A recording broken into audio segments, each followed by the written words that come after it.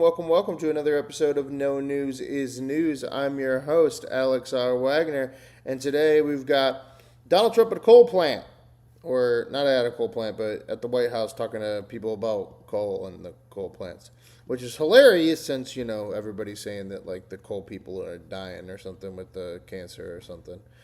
I'm a little sad today, guys. Asmongold's still gone, still disappeared. Where's the man at? Where's the myth, the man, the legend? I don't know, but I feel for him because I'm getting removed for advertiser-friendly advertisement like almost every day on everything. It's not my fault that this is how politics are right now. It's really kind of upsetting that, Hassan Piker can walk around and just be completely fine while all the rest of us get completely fucked. With that said, guys, our poll of the day, as it is every day, it's still up with J.D. Vance is still in retirement. Who will be president in 2028? 823 days until election. And we got Marco Rubio, and he's got 11 wins. We've got Gavin Newsom, and he's got 21 wins. We've got John Ossoff, and he's got 1 win. And we have AOC. Get your vote in now. The show starts now. Let me pull up the chat for a second here. We already got somebody in here. We already got 1 like. Woo, woo. Let's go. And let's get into the news for the day, guys. The news for the day, as it is every day on this channel. Okay, let's see. All right, 17 hours ago from the New York Times, Meta ordered to pay $567 million in New Mexico child safety case. A New Mexico judge ordered Meta to pay $567 million and make changes to the way young people can use its platform, the largest financial penalty yet against the tech giant in its ongoing legal battles over social media harm and addiction. The rule issued late Thursday was in addition to $375 million that Meta was ordered to pay in the same case in March, when a jury found that the company misled users about the safety of its platforms and enabled the sexual exploitation of young people. The $567 million will go towards a fund to redeem damages caused by the company, including money for treatment for young people who have been harmed by social media. Although Meta is not alone in this regard, its social media platforms are a significant contributing factor to the current mental health crisis among New Mexico's youth, established by the substantial evidence in the case, Judge Brian Bechfield of the State District Court of Santa Fe wrote in his ruling. As part of the charges ordered in the judge's ruling, Meta is prohibited in New Mexico from sending push notifications to accounts underage users on Instagram and Facebook between the hours of 10 p.m. and 7 a.m. It also must limit the amount of time those users spend on its platform to no more than 90 hours a month. Meta is facing... How the fuck are you going to even do that? You're literally just going to tell people... That what? The fuck? Okay. You can't be on Facebook more than 90 hours or New Mexico is going to come and yell at Mark Zuckerberg. Meta is facing thousands of lawsuits across the country filed by teenagers, school districts, and attorney general claiming that the platform and features like infinite scroll cause widespread harm. New Mexico was the first of dozens of states to take on the tech giant in court, and the company heads to trial later this month in Oakland, California, to take on the case filed by Attorney General California, Colorado, Kentucky, and New Jersey. From NPR, Iran aims to ban U.S.-Israel ships from Strait of Hormuz and charge others a toll. Iran's parliament is reviewing a plan to ban ships linked to the U.S., Israel, and other hostile countries from transiting the Strait of Hormuz until Iran is compensated for war damages, according to Iranian state media. The plan would impose fees of up to 7% of cargo value on commercial vessels that pass through the strait. It would also fine ships 20% of cargo if they violate Iran's conditions. Iran on Wednesday said it was finalizing an agreement on shipping routes with Oman, a U.S. ally that sits on the other side of the Strait of Hormuz. Iranian state media quoted the foreign minister as saying the ships would enter through the strait's northern corridor near the Iranian coast and exit through the southern corridor near the Omanian coast. Oman has not commented. The Trump administration has disputed Iran's characterization of the agreement. 9 hours ago, we got Republican Senate Lindsey Murkowski announces she will oppose Blanche nomination to be Attorney General. His fate now rests in this with Senate Bill Cassidy and Mitch McConnell. Trump endorsed Cassidy's opponent, leading to his primary loss earlier this year, and nobody knows whether McConnell can physically show up and vote. Blanche needs at least one of them to vote yes. This is from Lisa Murkowski, Senator. I have had numerous constructive meetings with Mr. Blanche, and he came across a decent and capable. I appreciate the trip he made to learn more about Alaska, including our rural areas, and as acting Attorney General, he has made several noteworthy decisions that will benefit our state and the nation. Okay, so then what the fuck are you doing? Just wasting everybody's time? Unfortunately, however, I will oppose his nomination. The politicization, even weaponization of the department did not start with this administration, but has accelerated during it. I take issue with the handling of the release of the Epstein files, the sweeping... Okay, so you're just not going to vote for anybody? You're just going to do nothing for no one? Like, it's just... What the fuck are you even saying? Like, you literally said the guy is good... and he's good at his job, and he visited Alaska. But then you're like, I have to vote against this because of the Epstein files. Well, that was Pam Bondi. So you're literally saying that, like, no matter who it is in this administration, I have to vote against them. But it's because of the politicization. You're the one politicizing it. I take issue with the handling of the release of the Epstein files, the sweeping immunization protections granted to the president, his family, and their businesses, the statements that have been made to anti-abortion groups, and repeated targeting of individuals ranging from former administration staff to sitting U.S. senators. More on Murkowski. I am also keenly aware of the department's nearly $2 billion slush fund, which likely would have rewarded January 6 protesters, is only off the table because this nomination is pending and the Senate has leverage. Once we vote, that will end, and there's no telling what the future holds. The country needs an attorney general who will make sure to, advocate for the billboards for America's Most Wanted of January 6 victims, because podcasters walking through a window sent through by security as Ashley Babbitt is literally shot by security because the guy is an ignorant fuck that doesn't know how to use a weapon. I just need to make sure that those people don't get that $2 billion slush fund that they rightfully, clearly deserve.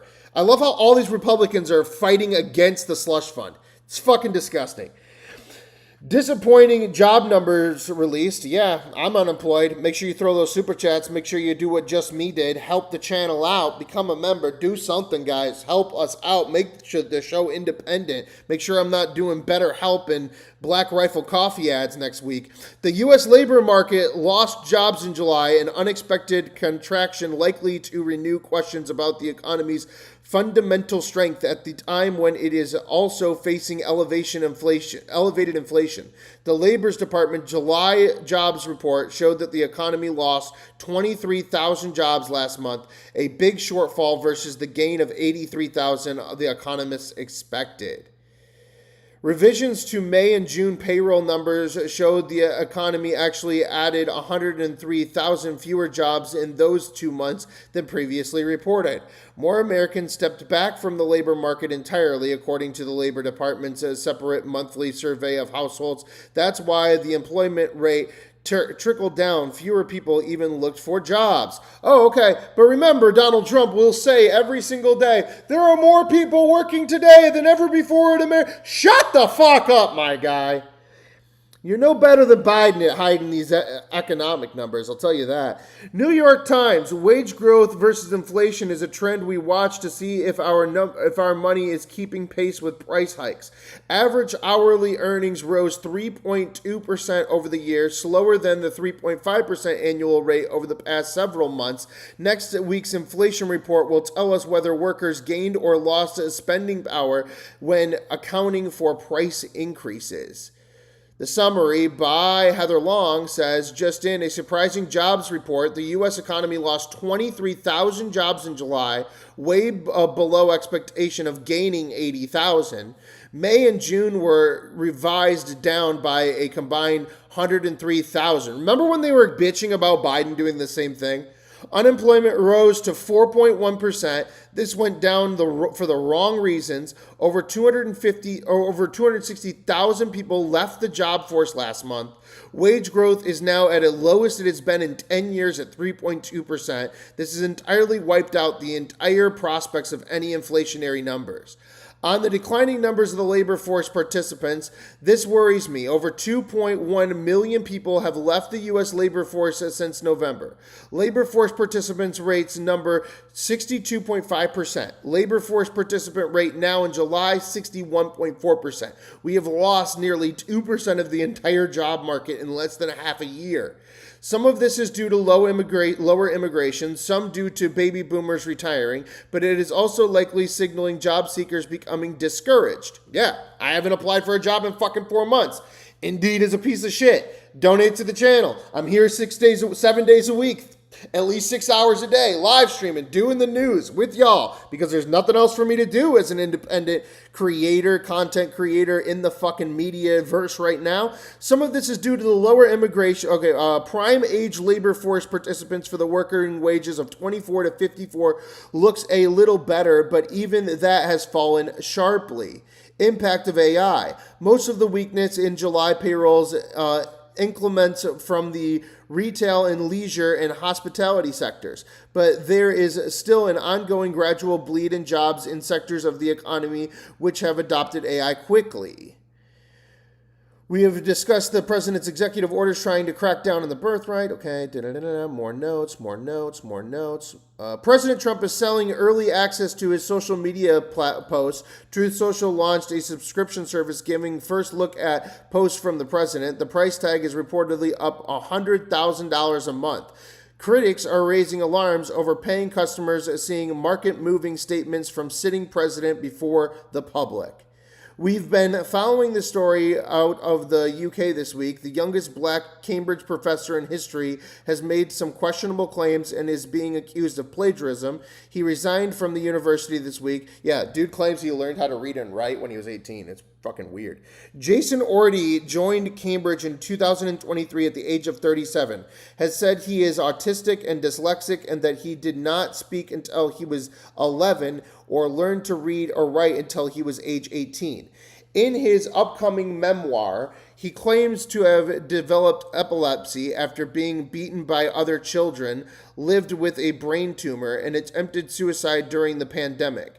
However, in 2024, a proposal from the book obtained by The Atlantic identified inconsistencies. The boys were said to be older. The suicide attempt was before the pandemic, and he had claimed to have had testicular cancer, nothing about his brain. It also cited several accolades that do not appear to exist. In 2022, he claimed that he appeared in the British documentary 7 Up, which aired more than 20 years before he was even born. Artie also claimed that he had ran 600 miles in 6 days to raise the equivalent of over $7 million for charities. When pressed, he said that the charity money was raised with help of others over the 20-year period and said he completed the 600 miles in 12 days, not 6. What the fuck, bro? Drama in the Senate over at least one. Todd Blanche now has enough votes to be confirmed as Bill Cassidy steps up to say yes. 2 hours ago, FDA, this is from the Wall Street Journal and CBS News, FAA orders inspections of hundreds of Boeing 737 MAX jets over possible cracks. The Federal Aviation Administration on Thursday ordered inspections of hundreds of Boeing 737 MAX jets after cracks were found in parts of some older model Boeing planes. It applies to certain 737 MAX 8, 737 MAX 9, and 737-8200 models. The directive applies to 471 planes in the United States and 1,429 planes worldwide, according to the FAA. The order sets a timeline for mandatory inspections to catch cracks and make any needed repairs before they become a safety issue. The Latest quality issues come less than a month after the FAA restored Boeing's authority to conduct final safety sign-offs on newly produced 737s, which are not impacted by Thursday's order. The agency had stripped the company of the authority in 2019 after 2 fatal crashes involving the 737 MAX passenger jet. Airlines must inspect the area on the schedule based on each airplane's usage and repair any cracks before returning an affected airplane to service. The FAA did not order the aircraft grounded. New York Times and BBC News, Thai teen killed classmates, teachers, and his grandparents in a mass shooting. Thai police say that a 14-year-old boy killed 2 of his grandparents and their house used a handgun belonging to his grandfather on Friday. Then he went to his high school northwest of Bangkok and opened fire. He killed 5 teachers, wounded nearly 30 other people, and then fatally shot himself. Thailand, which has one of the highest rates of civilian gun ownership in Southeast Asia, has in recent years had several deadly high-profile mass shootings, which have fueled calls for stricter firearm controls in the country.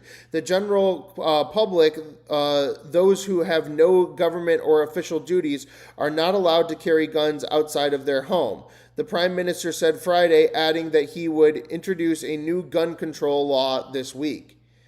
And that's the news for the day, guys. Let's get into it. Daddy Trump sitting here with a round table with the coal miners. Are we ready? Here we go. Let's get at it. The news starts now.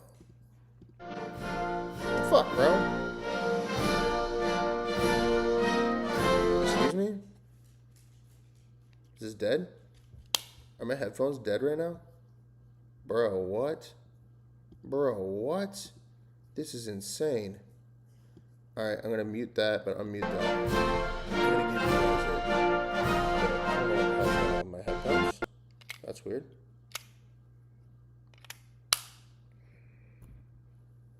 Oh, sorry.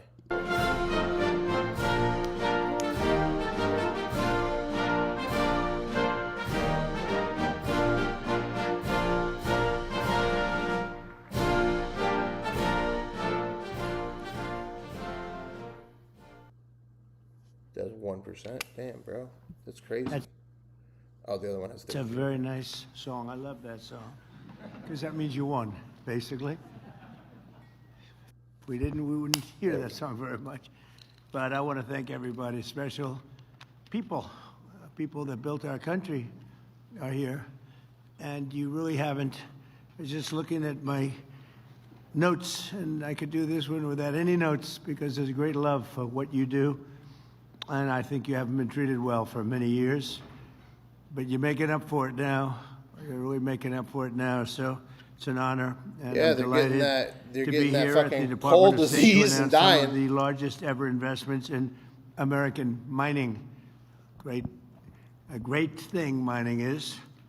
We're putting our miners back to work, and we're reclaiming America's rightful place as the minerals superpower of the world, which is what we are. People just didn't know that for a while. I want to thank our great Secretary of State, Marco Rubio, for hosting us. It's a beautiful building, but you know, I look at the president's allowed to remove things from any building.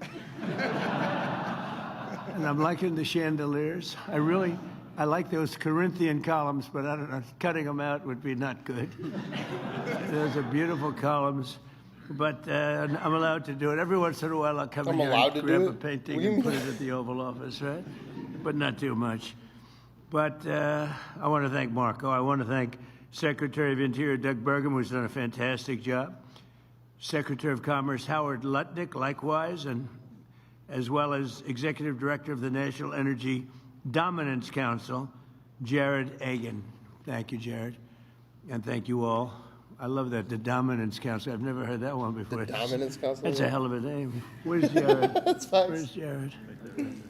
Hi, Jared. It's, I like that. Did you make up that? Did you come up with that? That's all you, sir. You came up with that one. You come up with it? Okay. Well, he clearly didn't come up with it. America's Oops. Great mining companies who are here and educational institutions are also joining us today. Oops. 250 years ago, America won our political independence in the Revolutionary War. Bring back my Black first Lung. term. We secured our energy independence, and now in my second term, we're achieving our economic independence, ensuring that America is never again reliant on hostile foreign nations for the resources. Channel reported. All right, you know what? Time out. 24 hours. Go fuck yourself, Sora. Our country needs to also, dominate. You're a complete in fucking the future. retard. Have a and great we day. have plenty of those resources. Critical Reported minerals for are what? the raw materials of American strength being a that retard? power everything from advanced weaponry to automobiles, and we want these essential products to be mined, refined, and made right here in the USA with the American skill and American hands. We have better skill and we have better hands than anybody in the world.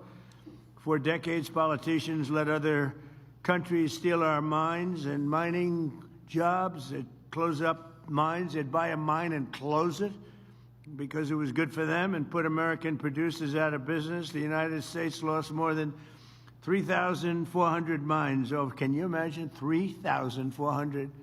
I thought they were going to say miners or jobs. It's mines. 3,400 mines over the past 3 decades. That's sad.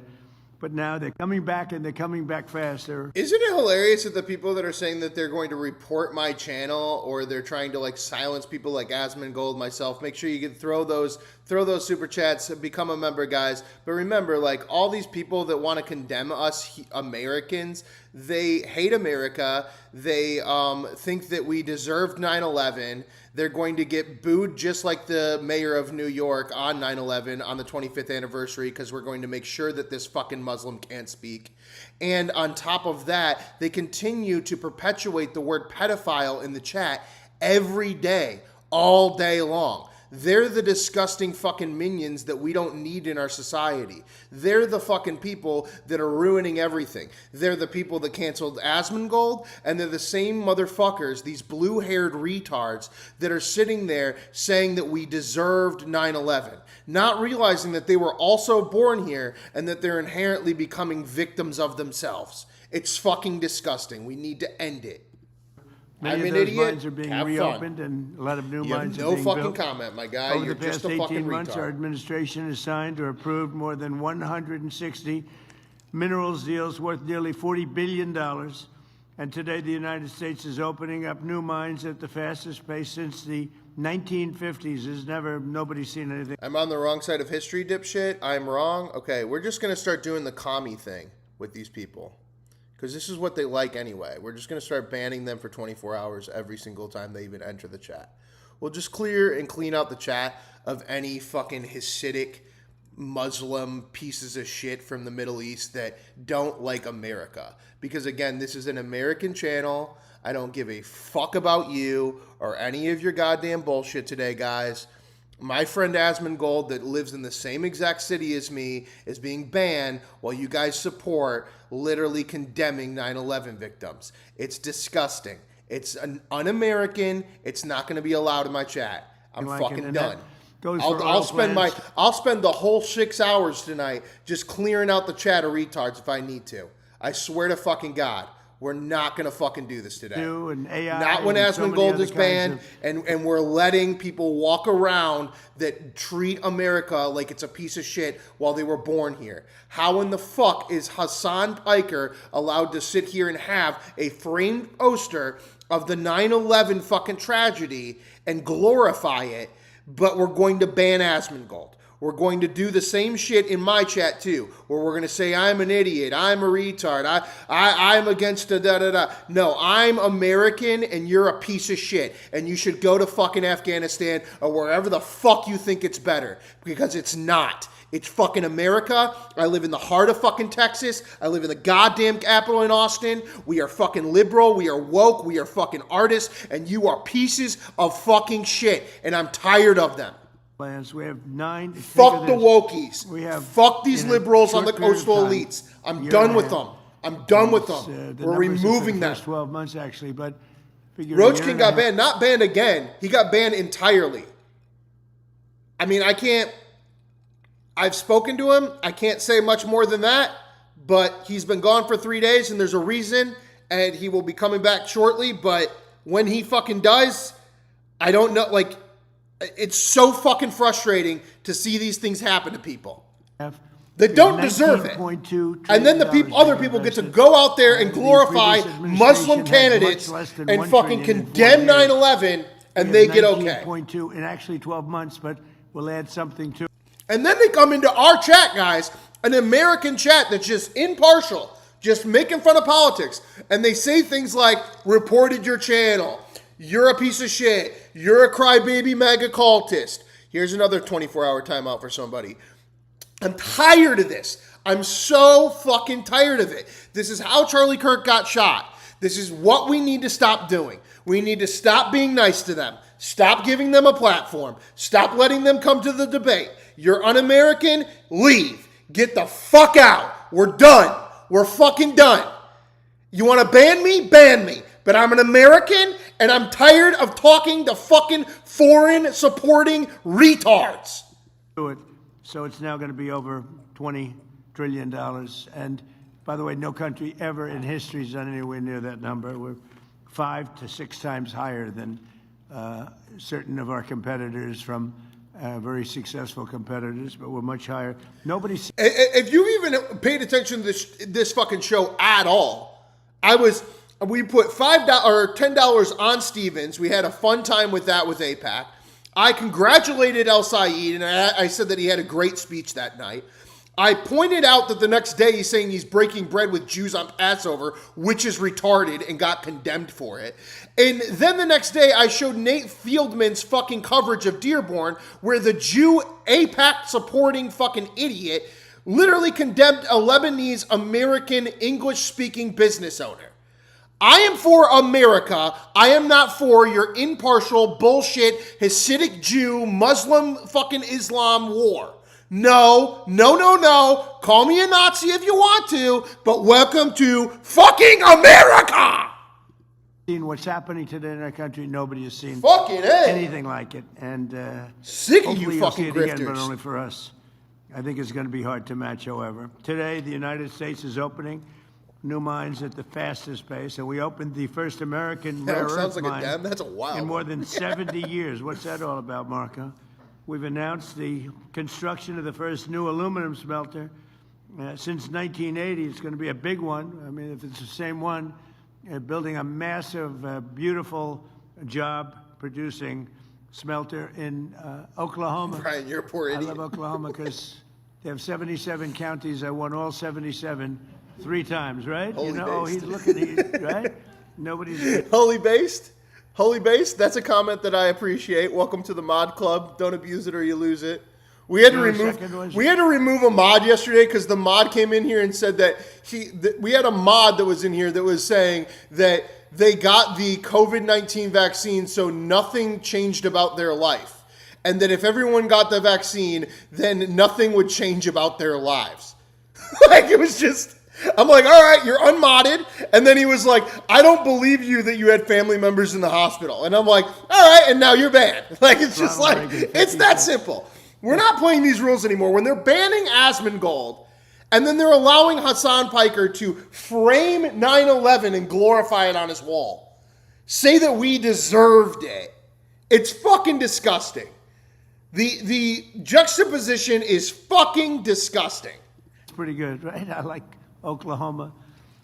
We authorized deep-sea mining to unlock vast untapped resources off our coast, and we're rebuilding the national defense stockpile and investing more than $12 billion in a brand-new strategic mineral reserve, and we're protecting American workers with this. Jesus is acknowledged as a prophet by Muhammad. That's the right kind of idea, I guess, because you're looking at it as Abrahamic faiths.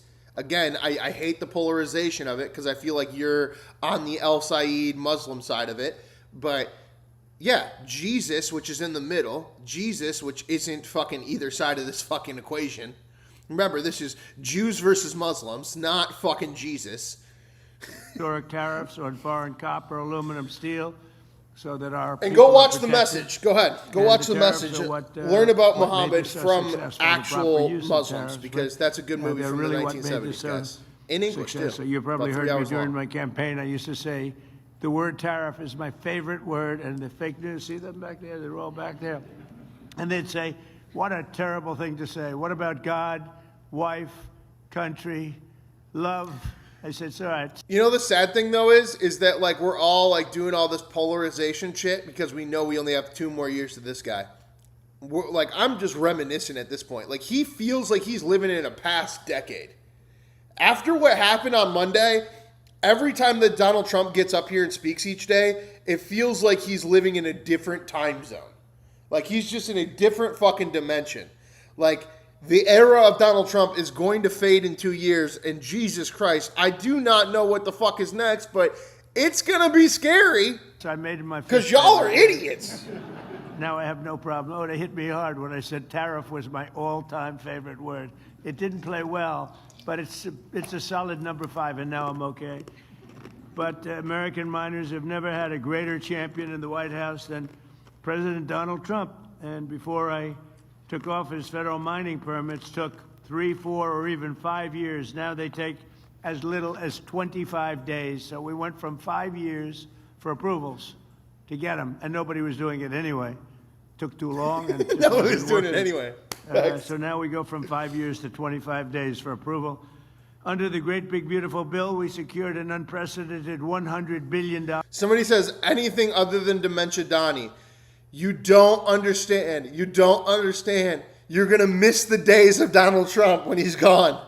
Monday was a rude awakening for somebody that follows politics. You don't understand. You're going to want Donald Trump when he's gone. You are. Even if you hate him, you're going to want him when he's gone. Supply. And for the first time ever, we're even making direct equity investments in critical mineral production. Last July, Trump is holding us together, the Department of War took a $400 million stake in MP Materials, which is already worth nearly $1.2 billion. It's gone up greatly in value. I did one of those too, but not quite in the same business. Intel, we had a problem with Intel, and we settled the problem. We had a problem with Intel. We settled the problem. We got the fucking Dell guy and his wife with a face that looks like this to give every child $1 billion. Go buy a Dell. Intel, you're shitty. Dell is great. They gave us 10% of the company. That was worth $12 billion. Host is telling the truth. And since Joshua, we had the welcome company, to the Mod Club. you saw it, you've probably been Don't watching. abuse it or you lose the it. stock has gone up many, many times, just about number 1. And we made $82 billion. Do I get credit for that? No. Did anybody say, great job? And by the way, it's for the country. It's not for me. It's for the country. I have to be very plain about that. But no, we've made about 80, Howard, it's pretty close to 80 billion, a profit of $80 billion by helping the company out. We're doing it a lot, actually. We're doing it a lot. Today, we're taking another historic action toward the future of American mining. For years, mining schools and colleges that are essential to training the future leaders of this industry have been absolutely and sadly disappearing. Accredited mining programs in the United States now graduate less than 170 mining engineers each year, while China graduates more than 3,000, and half of our current mining workforce is set to retire within the next 3 years. Wow. That's why. Somebody in the chat says when Donald Trump is gone, even the haters are going to miss him. Exactly, because it's going to literally... Guys, Monday, like, you woke up on Tuesday. Did you feel good? Either side. Did you feel good on Tuesday? Or did you fucking get bombarded with, like, let's support Israel. Let's support fucking IRGC. Let's fucking take down their stuff. Like, none of it is healthy or good. Watching Daddy Trump is healthy and good. My administration is making an unprecedented financial commitment to our nation's mining schools. It's going to keep us nice and young and vibrant. The schools came to us seeking $10 million per year in funding. Instead, I'm thrilled to announce that we're delivering $100 million to train the next generation of American miners. And you have a lot of you are in the room right now.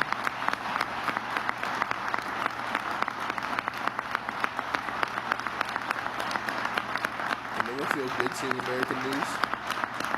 Stay with us. And, I'm not doing that because I'm a nice person. I'm doing that because it's great for the country. Daddy Trump, it's great for the country, and it also helps. At this point, I just say Daddy Trump because it fucking triggers so many people, and I don't know why. Oh my God! The host is a cultist! Ah! And it's like, you're the one that's scrolling through a feed And anytime you see Donald Trump's face, you stop and you watch the show. Like, calm down, all right? And they want to mind. You know, I've seen it, and we had a little campaign against somebody named Hillary Clinton, and she wanted the miners of West Virginia to learn how to make chips, little tiny chips with their big, strong hands. And they were not, I won by 55 points. They were not thrilled. They didn't want to be doing it. They wanted to be in the mines. That's what they want to do. They don't want to do anything else. I remember that. It was so unbelievable. It was very, very good for me. I tell you what, she didn't get that. We did very well with that kind of thinking. But we're also making major grants to the Colorado School of Mines, the South Dakota School of Mines, and the Johns Hopkins RTX partnership. And together those grants are worth $81 million. Going to train people, work with people, and we're going to put you right back on the front pages. That's what you have to be. Big Daddy Trump. In addition, today my administration is announcing a series of historic mining projects worth $3 billion, which will create thousands of jobs and promote our economic... Yeah, guys, thousands of jobs, like the 21,000 we lost this month. ...stability and security. The Department of War's Office of Strategic Capital is signing a massive $1.4 billion loan agreement with Sealand Nanotechnologies to build a next-generation battery facility in Washington State, using what we have right under our feet. No one wants to work in coal mines. They do it because they're desperate. I don't know if it's necessarily desperate, but it's a well-paying job.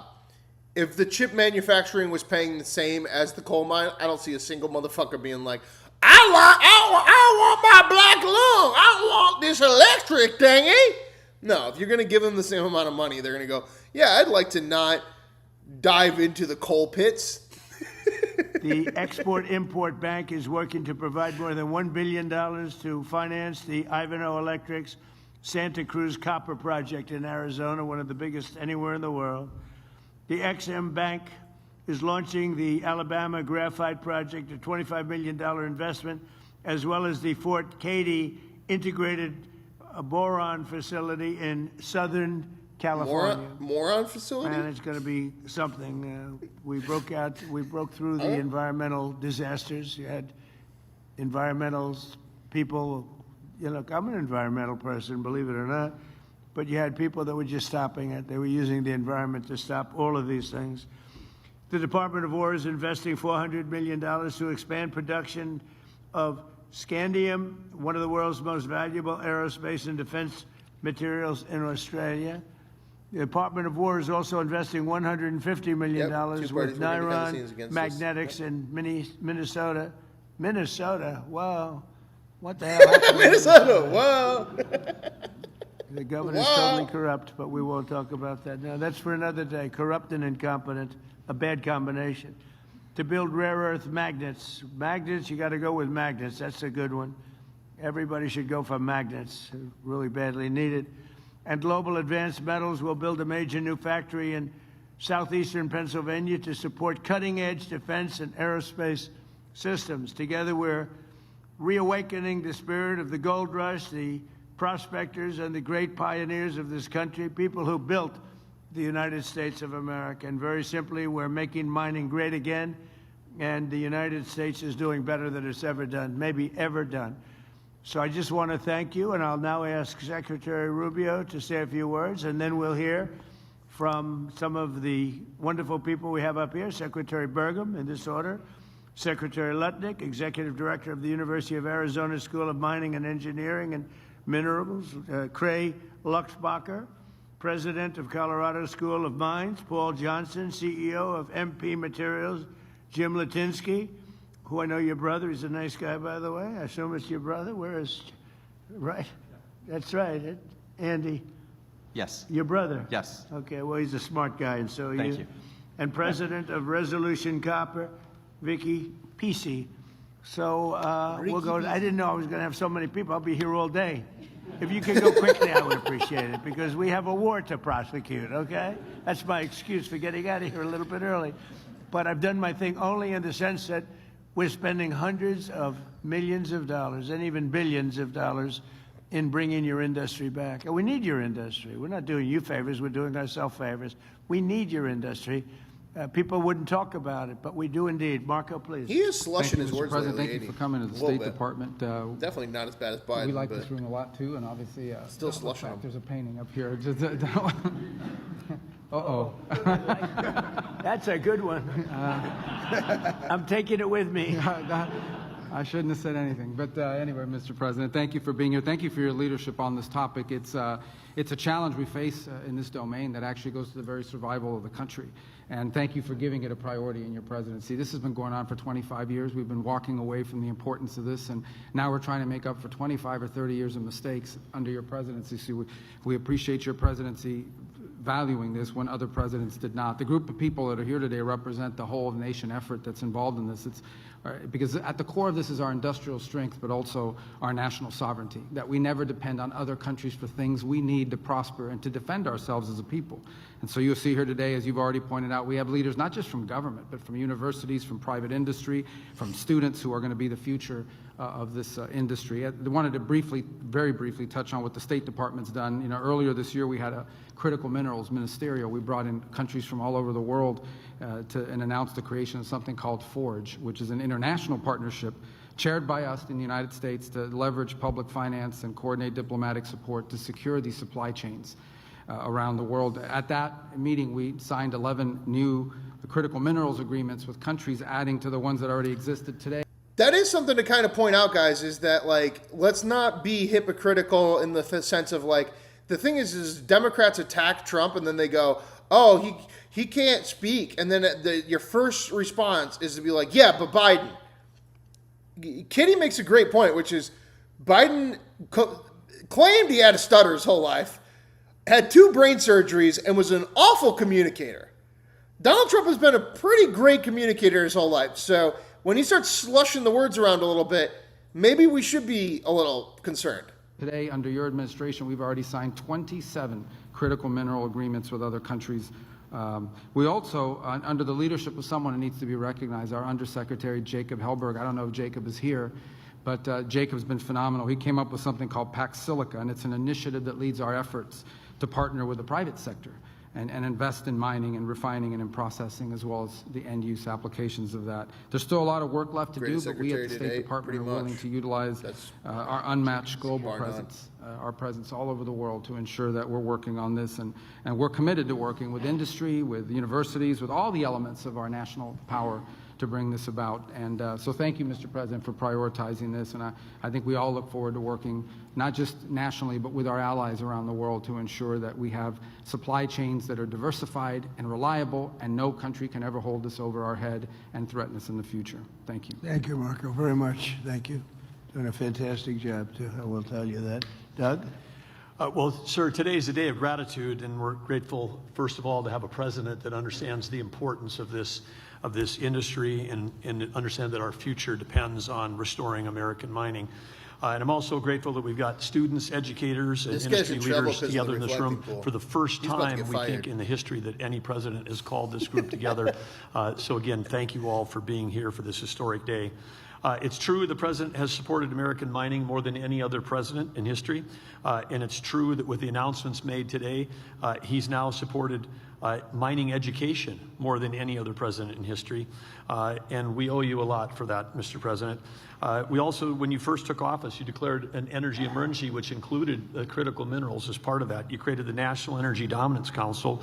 We've got some of those partners that are right here, and whether it's Marco with the 27 bilateral agreements, going to 51 countries, whether it's Howard with the trade deals and the investments that are being made, then the National Security Council, David Copley and everybody working on supply chain, Jared Agan and the NEDC doing all of this work. It's a whole of government approach. You understood that we had to turn the ship around. It took every agency, every working together, and your leadership has driven that.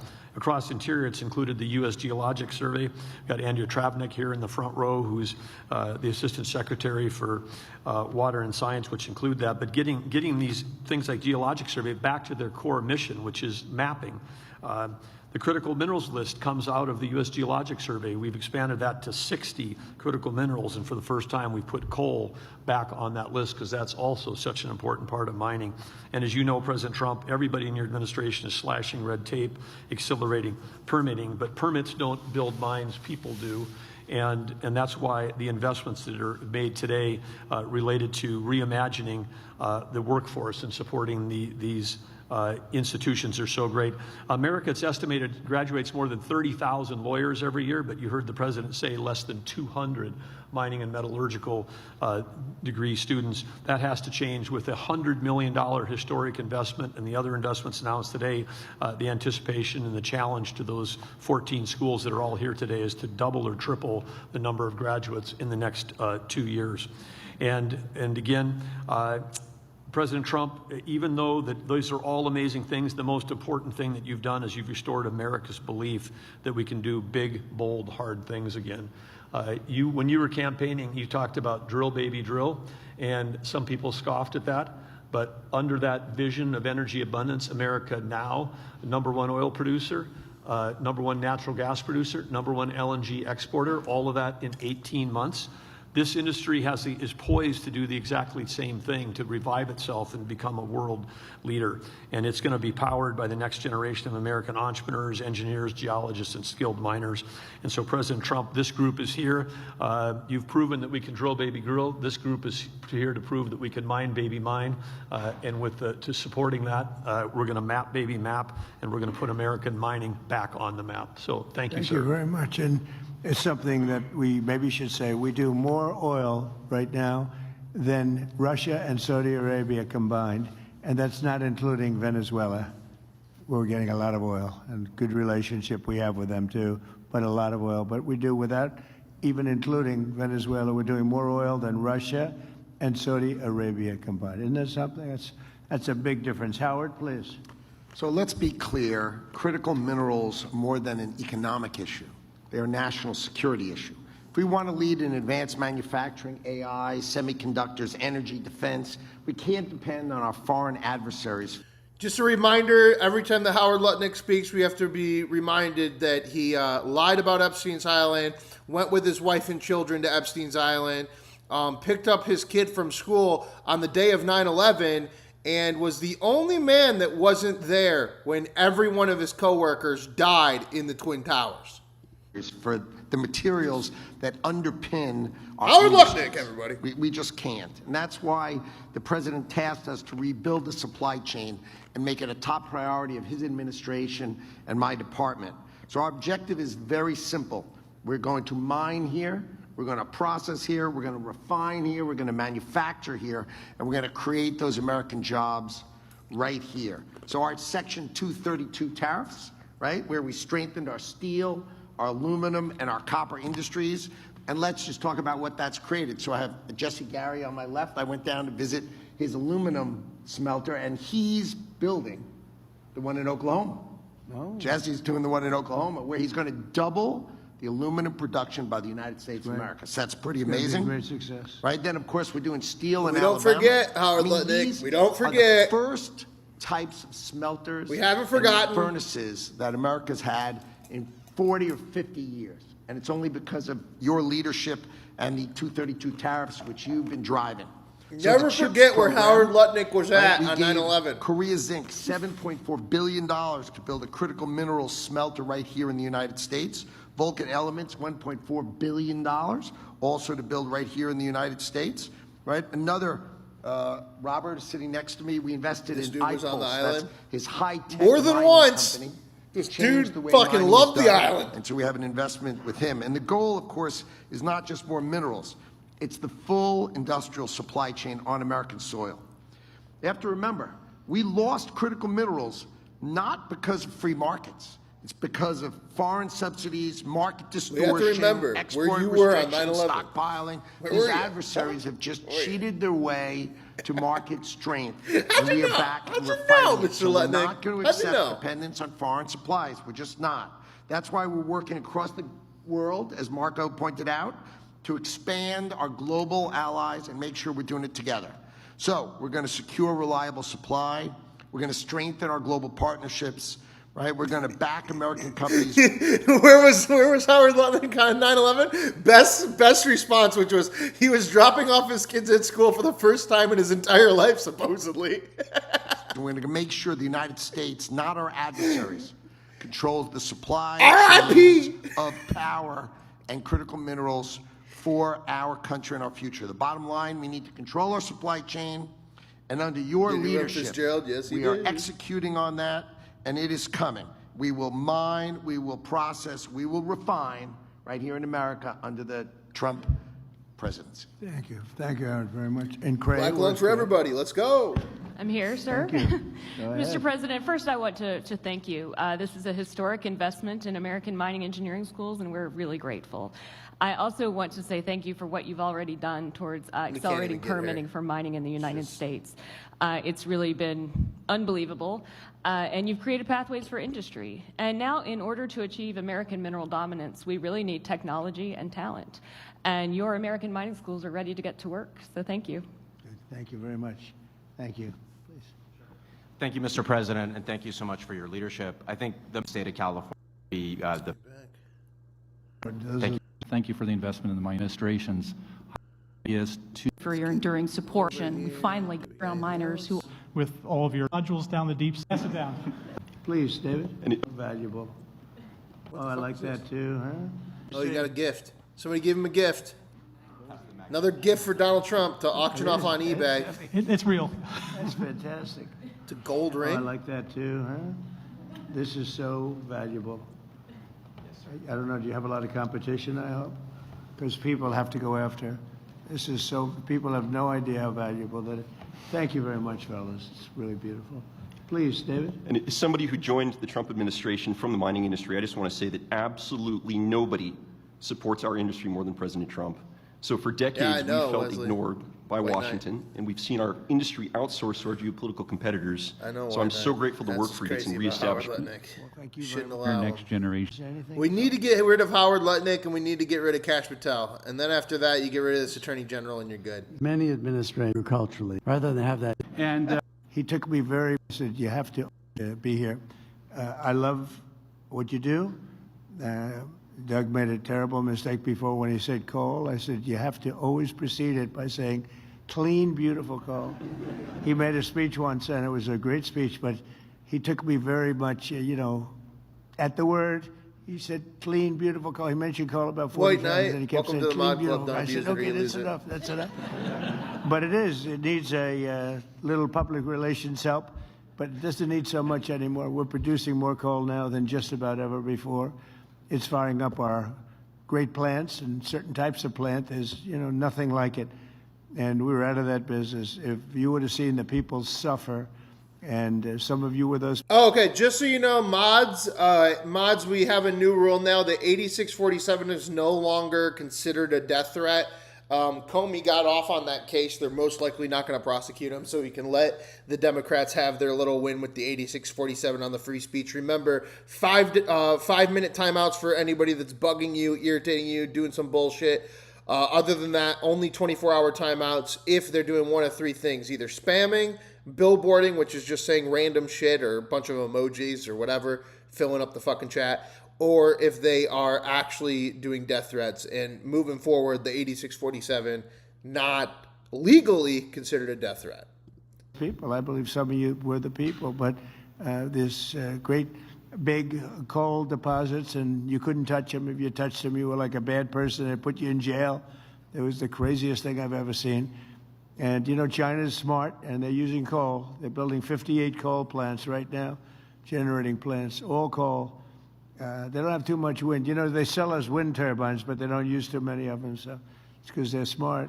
They sell them, but they don't use them. They have one that's pretty big. Doesn't work. It just is for purposes of show. When they go to look at a turbine, they go and show them, and here we are, but they never work. So it's crazy, but clean, beautiful coal. There's jobs in data center engineering, fabrication, and assembly. Do you work for the Trump administration? Like, what the fuck? Bro, we lost 23,000 manufacturing jobs this month.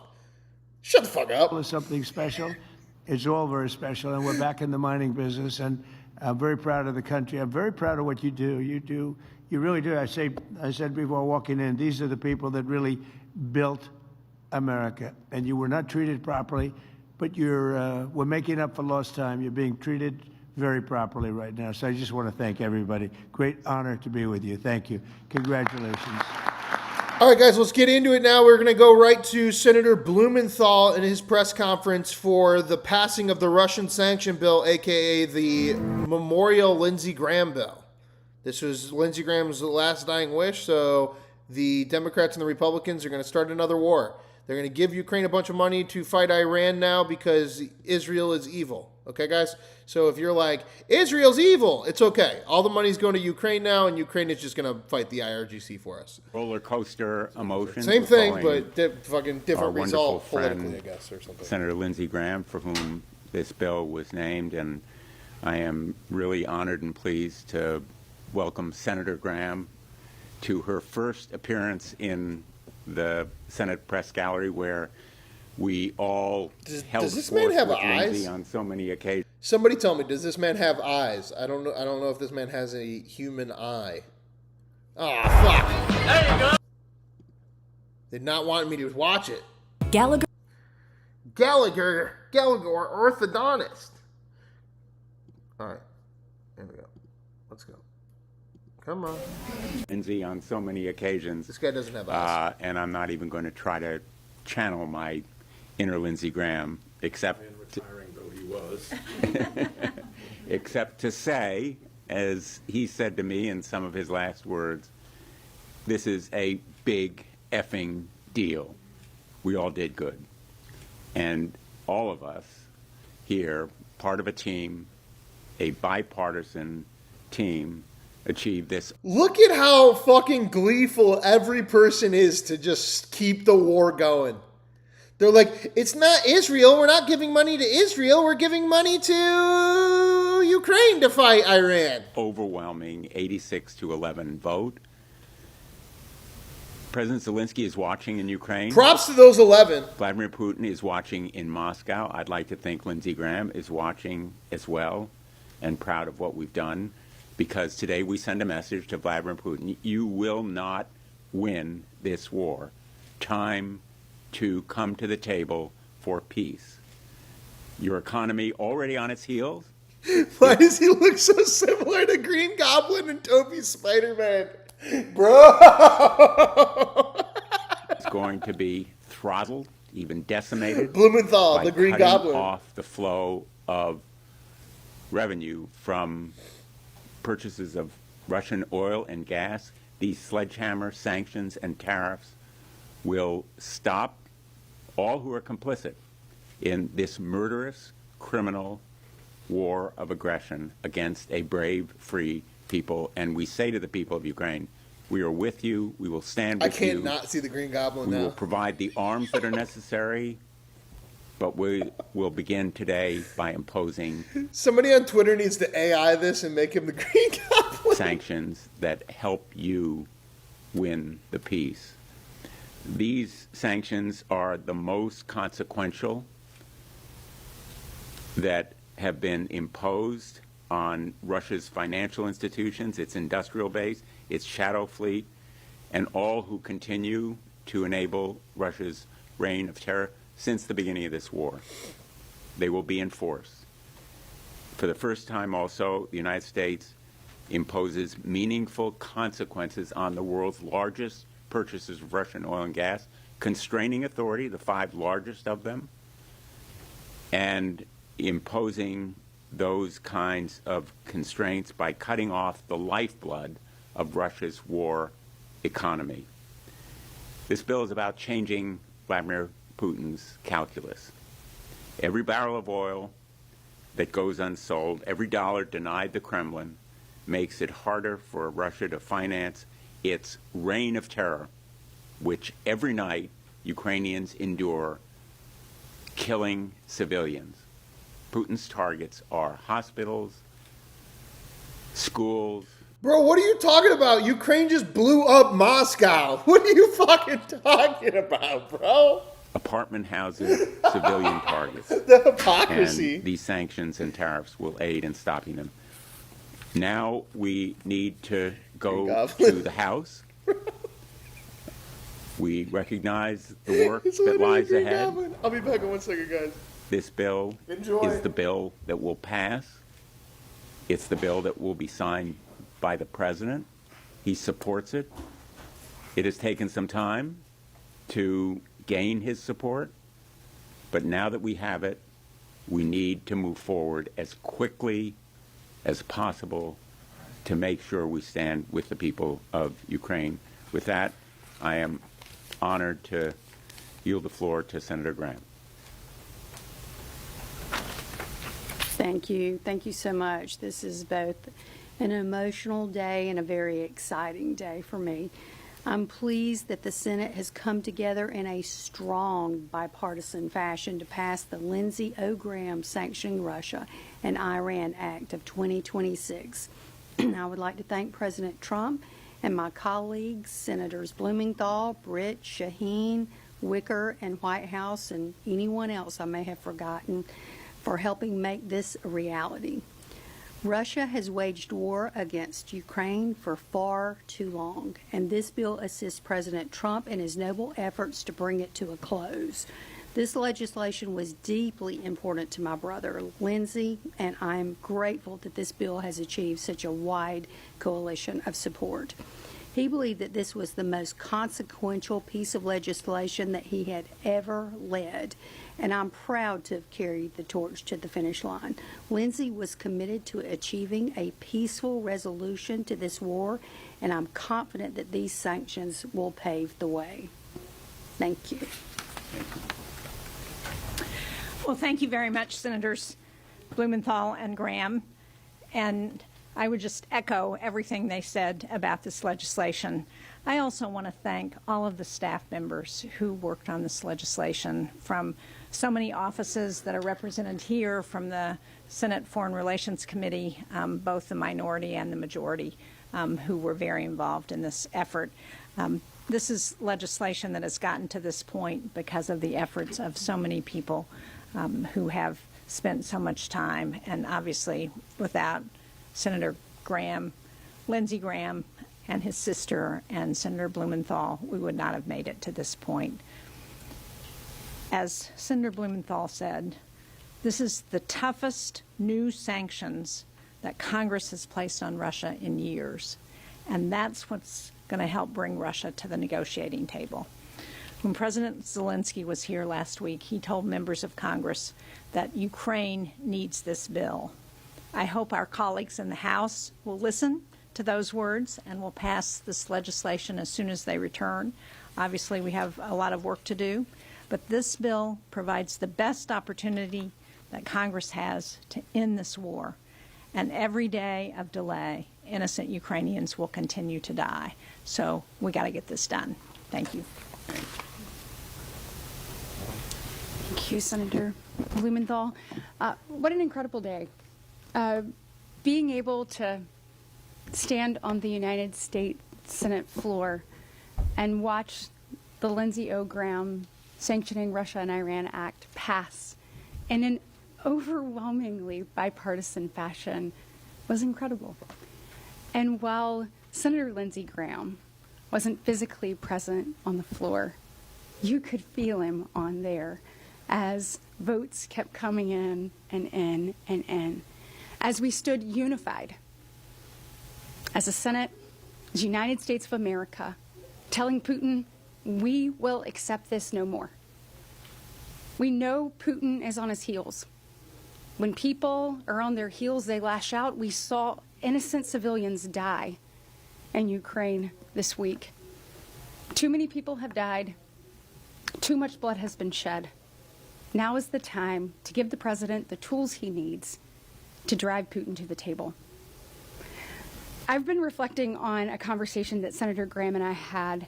I shared a little bit with you all when we were here last time, but after we left Normandy for the 80th anniversary of D-Day, he was reflecting on how Churchill said that World War II was an unnecessary war, and that when people in power don't do what they should, innocent people lose their life. Senator Graham said we failed to do what we needed to then, and as a result, 50 million people died. He said, people miscalculated Hitler. And we're doing the same thing to Putin right now. And he said the cost of that miscalculation would be enormous.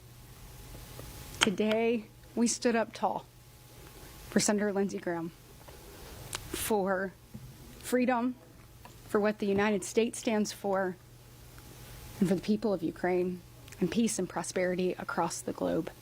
It's a proud day. I know I am grateful to the leadership of Senator Blumenthal, his tireless efforts. You're the only one that could match Lindsey with regards to your efforts on this. Senator Shaheen, Senator Whitehouse, who were dear friends of Senator Graham's, and all of the members, Senator Durbin and others that have continued to push this through the years. But a special thanks to Senator Darlene Graham, who has had an unthinkable several weeks, has picked up this mantle with grace and dignity and grit, was laser focused on achieving this goal, not only for her brother, but she knew this was what was best for the United States of America, and she knew it's what was best for peace across the globe. And so watching her call this overwhelming vote today was an incredible moment. And I look forward to working diligently with our House colleagues to getting this into law so that we can bring a resolution 4 years too late, but now it is necessary. And thank you to all the members of everyone's team who made this possible. Your tireless work put us in a position for success today. Thank you. Thank you.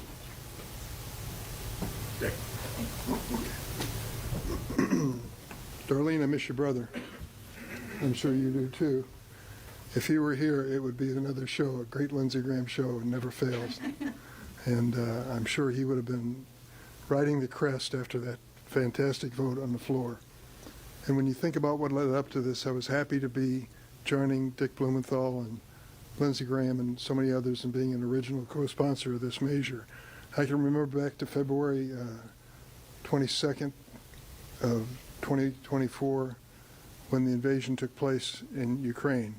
I was in the airport in Vilnius, Lithuania with Chris Coons, and we didn't know what was next. We came here to Washington and had a top secret briefing. The best military minds in America told us what they expected to happen days after the Russian invasion. They gave the Ukrainians 2 weeks. 2 weeks before they were crushed. And then they would have to turn to a guerrilla effort to try to stop Putin from continuing to advance. They were so wrong. They completely miscalculated the determination of the Ukrainian people, who for over 4 years now have fought so valiantly, losing 150,000 of their own soldiers, 60,000 or more innocent civilians. They continue to fight, and they're not going to quit. They are determined to win, and Lindsey knew that. And then he thought, as I did and others did as well, that we had to do our part, put pressure on the world to stand behind Ukraine. Lindsey's legislative proposal, which has been executed by Dick Blumenthal and Jean Shaheen so effectively, really called on the leaders in the world to put up or shut up. If you're on our side to stop Putin, stop buying the damn oil that's funding his troops. That's what it boils down to. It's very basic.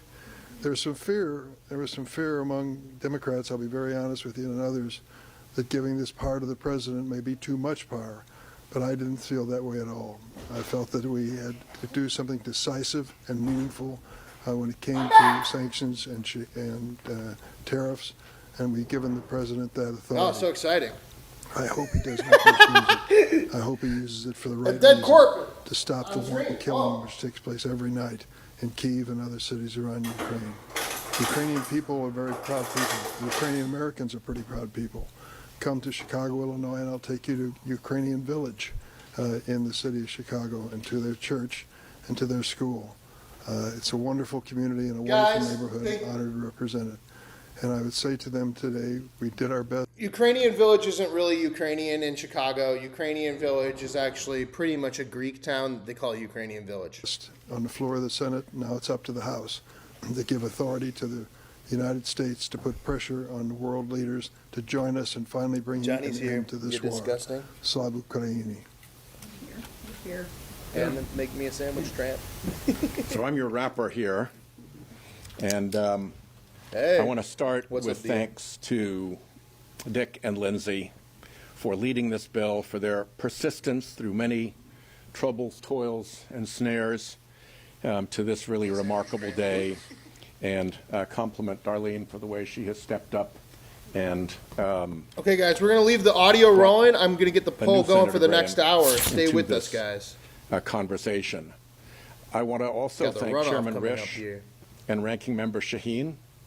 This got a lot of credibility when the bipartisan leadership of the Senate Foreign Relations Committee stepped in behind it, and Senator Shaheen was essential to getting the Shadow Fleet piece into this bill. So big thanks there. Senator Britt, Senator Durbin. It's been a strong coalition that has pulled together. Very often, The Senator runoff Coons, starts who now. can, be here. I think back to the original Ukraine Victory Caucus. Ukraine Victory Caucus. Just 4 or 5 of us that popped up right after that terrible briefing from the Biden administration that Dick Durbin referred to. And we fought a number of battles. We won a lot of battles between Munich and Kiev and Odessa. This one is Dick Blumenthal and Lindsey Graham, so I want to make sure that that is appreciated. The second thing I want to say is that as good as this bill is, the process that got us to this bill has changed the narrative about Ukraine in Washington. The argument about this bill was the lever that brought all of this support together that had been inchoate or not present before, and even finally brought President Trump on board. That is a very, very, very big deal, and it stands beside the quality of the legislation itself. And to the comments earlier made about staff, that takes a lot. Both candidates would be detrimental in your opinion? Well, right now, J.D. Vance is retired. We retire the person if they're up by 60 wins. So right now, J.D. Vance has 81 wins in our poll. That's why he's not up there on the chances. God bless you. If that changed anything, all. man. Charlie Wilson's War? Facts, bro. Go watch Charlie Wilson's War. Solid movie, Kitty. You're right. This wouldn't be happening if it weren't for the courage of the people of Ukraine. Especially if you want to know why we leave the military equipment overseas in the Middle East. That's Charlie Wilson's War. Their resilience, their innovative guts and grit. They are now kinetically sanctioning Russia's shadow fleet in powerful ways. They are now reaching deep into Russian territory to degrade Russian oil and gas infrastructure. They are creating real havoc in the Russian economy. And in the last month, they inflicted 40,000 casualties on Russia's army. Wow. So there's a lot to be said for the amazing conduct of. Isn't it hilarious to see Democrats bragging about the death toll of Russians? The Ukrainians in all of this. As they're like, genocide! And then there's Lindsey. But 40,000 Russians. Hey! We're just fighting Russia. Questions. I should also add a thanks to Senators Thune What up, Magic? and Schumer, who Welcome were back. very important to this process. Obviously, they're on to other issues at this point. But I want to join in thanking all of our staffs, Senator Graham's staff who traveled with me so often. How much do you think he called Ryan about this? 10,000. I love how they're all We can't- reminiscing over we Lindsey can't give Graham. you They're as hard a Democrats. time Like as it Senator just Graham shows you the would have done. fucking But wrestling also of it all. to the Senate Foreign Relations staff, Senator Shaheen's staff on both sides of the aisle, and of course to Senator Whitehouse and Senator Britt's staff and Senator Durbin's as well. Any question? Yep. Thank you. Have you had any discussions with House leaders yet about scheduling a vote on the bill, and how will you address concerns of the ranking member of House Foreign Affairs who just released a statement while you were here saying the current Senate text is unacceptable? Well, we've had conversations with the leadership in the House, and I've personally talked about this bill with Representative Meeks, and I think, as I said before, this bill is the one that can be signed by the president, in a suit. and it can also pass the No, it's House. Green So I Goblin. hope we'll continue those conversations, and I think it's a historic Can't unsee opportunity. it. Time is not on our side, and I hope the conversations will take place quickly. Okay, thanks everyone. Yeah, thank you so much. Waited to see if he'd get another question, didn't even get one. Youchers. All right, let's go to the White House National Council, Economic Council Director Hassett speaks to the reporters. Let's see what's going on over here. Come on. We ain't got time for this shit. We're on a rolling vertical live stream, y'all. We don't got time for your bullshit. The best kept lunch secret in Lakeway is everyone's favorite Italian scratch kitchen, Crego's Pizza. All right, here we go. Take him a fucking minute to get there. Any questions? Here we go. We'll see how long I can handle the sun. So heat is fucking crazy right now. New numbers as it relates to the Labor Department's employment numbers, some negative growth as it relates to employment. Right. Well, first of all, the momentum in the economy continues to be strong. We see, durable goods orders, capital spending through the roof.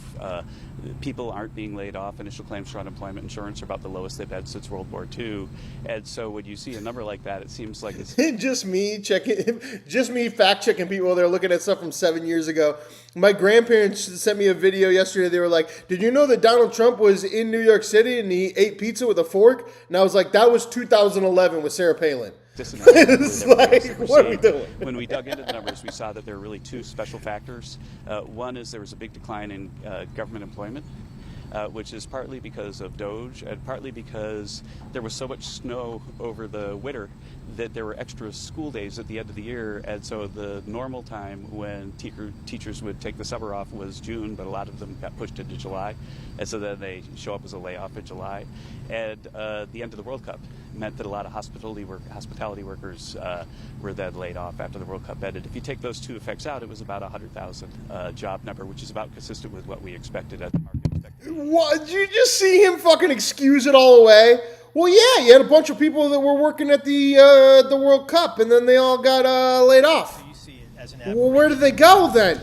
Yeah, and of course at the end the should bounce back up then, bro. The proof will be in the number that we get next month, and so if you were to get a sequence, but you already revised But he revised the numbers from the previous 2 months. So the previous 2 months were wrong. He comes out and tells us that there's 23,000 jobs missing, or that we lost 23,000 jobs. And then he turns around and is like, oh, yeah, in the future we'll be better. There's not going to be special factors every month, but our expectation is that everything else, which is saying that we're booming, is more consistent with the decline in the unemployment rate that we saw than in the payroll number. Is the ongoing war in Iran having an impact, a negative impact on the U.S. economy? Energy prices are a little bit inflated, but we could say that way less than people expected. But we're mindful of the fact that gasoline prices are high, and we're making many steps to help reduce the stress of that for people. Can we come over here? On the Russia sanction bill and your trade negotiations with India, where does it stand right now, and does that impact this trade deal that is supposed to happen sometime soon? That's up to the negotiators, and I can't give you insight into ongoing negotiations. And what is the status of the trade deal? So much of the economy is, and confidence in the economy, is built on AI and the build-out of the data centers. Are you concerned that the CapEx on data centers and AI is going to slow down and you'll have to find something else? There's a boom in manufacturing and construction across every manufacturing industry just about. And so factories are being built at a pace that we've never seen before. And that's not an accident. It's because of something that President Trump really his idea that got forced into the Big Beautiful Bill, which is that usually when you buy a building, you get to depreciate it over 37.5 years. But in the Big Beautiful Bill, for 4 years, if you build a new factory, you get to expense it right away.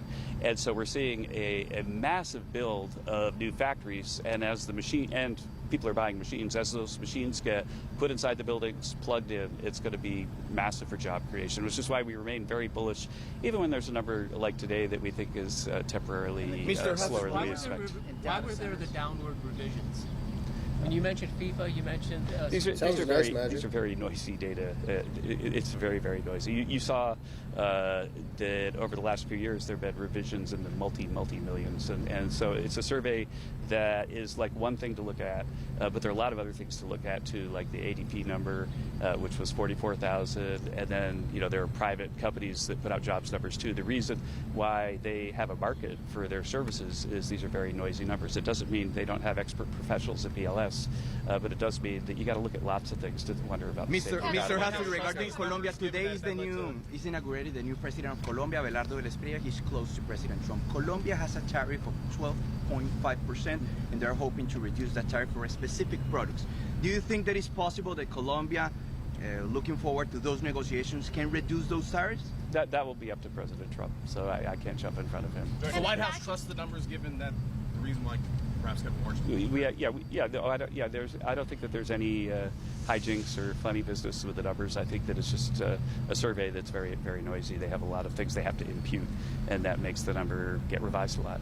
Kevin, back in June, around the memorandum of understanding that was signed between the U.S. and Iran, the president argued that if the Iran war were to continue, there would be an economic catastrophe, that he didn't want to be another Irving Hoover. Obviously, the war has continued beyond that. What is your take on how much the economy can handle with this, particularly with gas prices, the midterms looming? I mean, what are you guys doing? Well, the president took these steps, don't forget, because if Iran had a nuclear weapon, then there's no saying how bad the global economy would be. And the steps have been measured, respectful of the welfare of the Iranian citizens, who haven't been going after the destruction of cities or the destruction of even their energy infrastructure.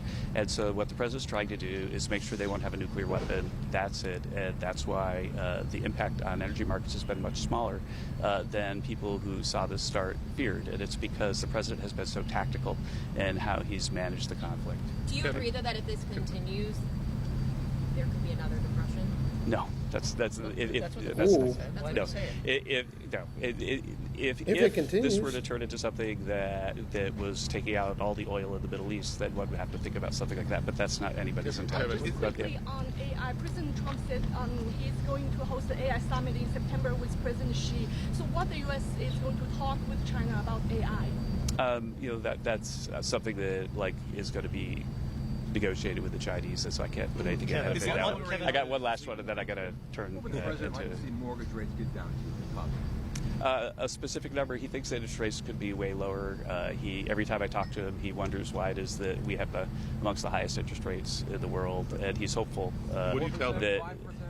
Well, I think that in the end, what we have to do is have really sound economic policy. We've got real income growth right now, so the weekly wages are growing much faster than inflation.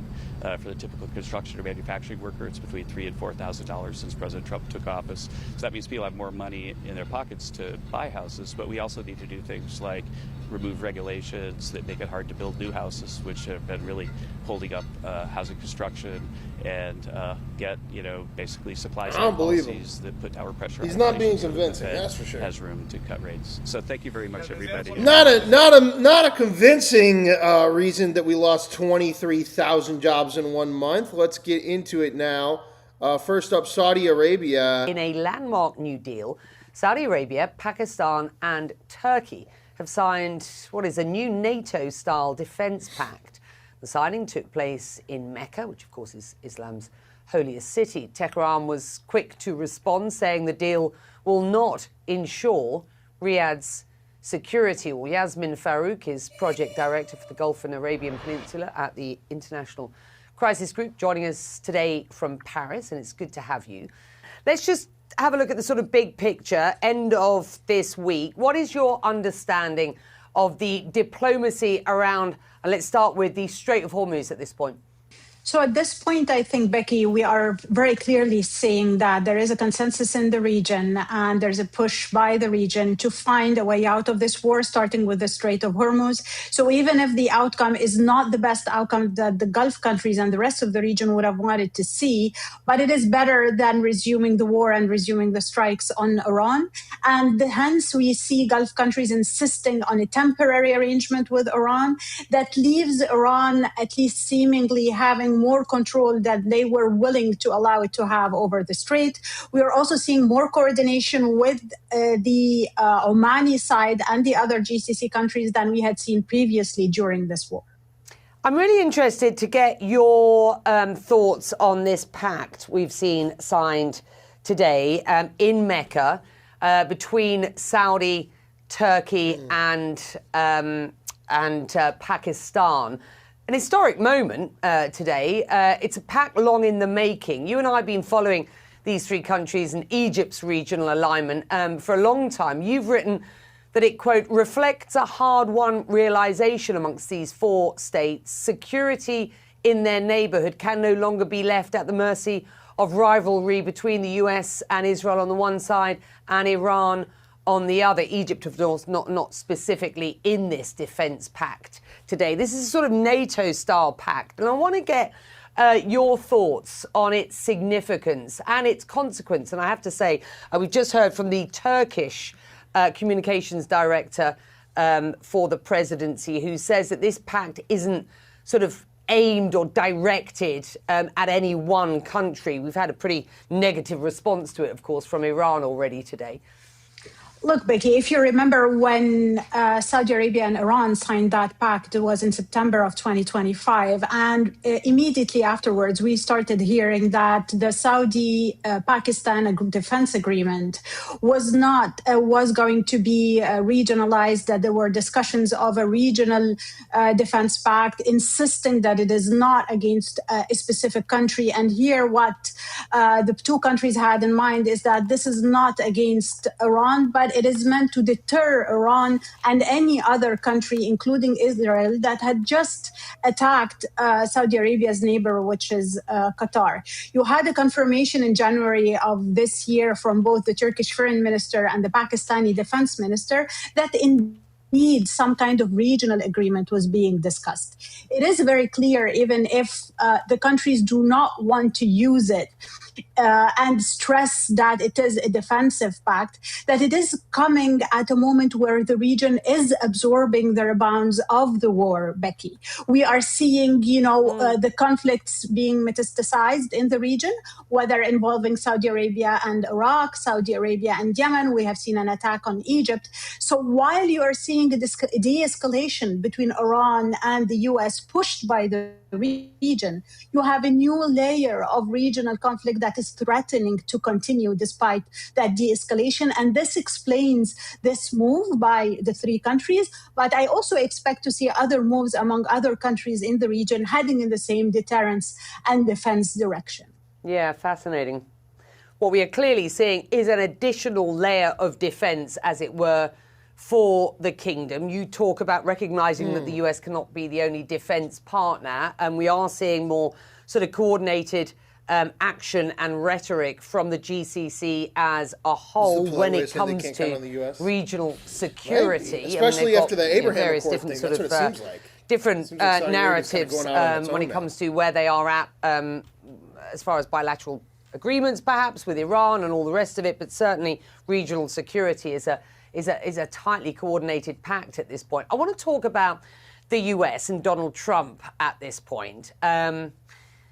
The latest US jobs report shows an unexpected loss of more than 20,000 jobs. Let's get into this. All right, the next one is fraudulent. Trump crackdown on birth tourism at SCOTUS lost. Here to discuss Fox News legal editor Carrie Urban. Carrie, good to see you, my friend. Good morning. So, we went back into the Wayback Machine, and we found two examples of we saw someone with our cameras crossing the border illegally, and they're pregnant. Now, we don't know their motivations, but that used to be a thing in our country that we prevented from happening.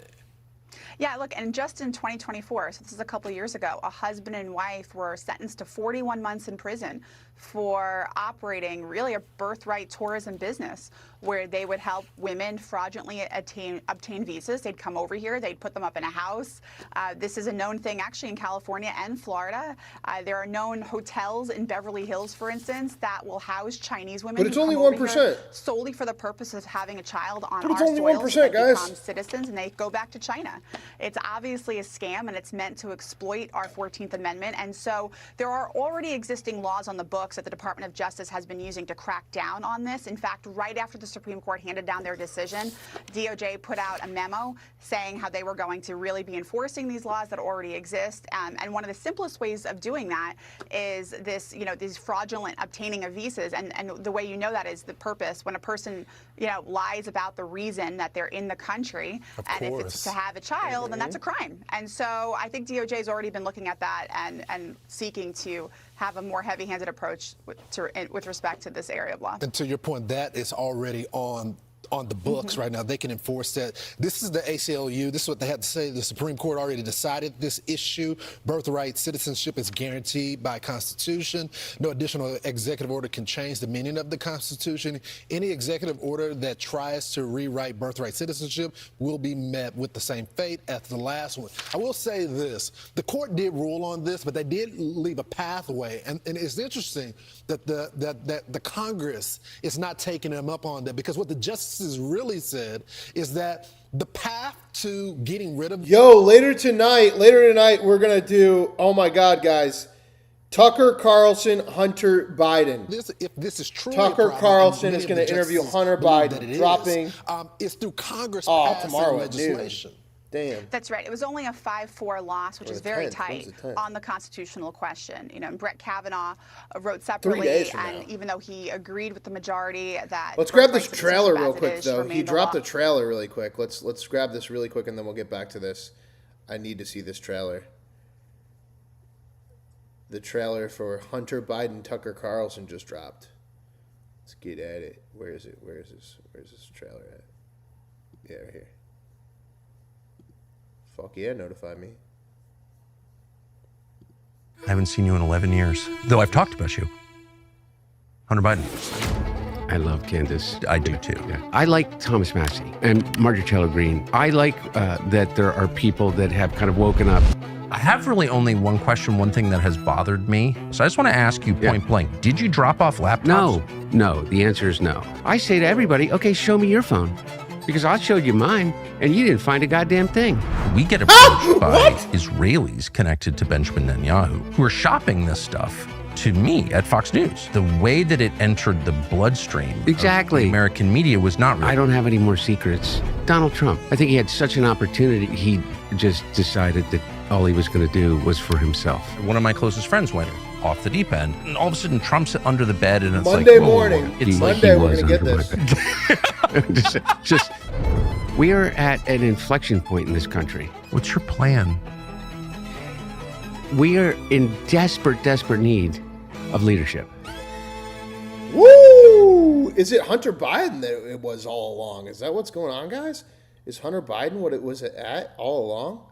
All right, guys, let's get it. Saudi Arabia braces for imminent attacks from Iraqi militants. Report from Fox News. A possible breakthrough, but the threat of a wider conflict is not going away.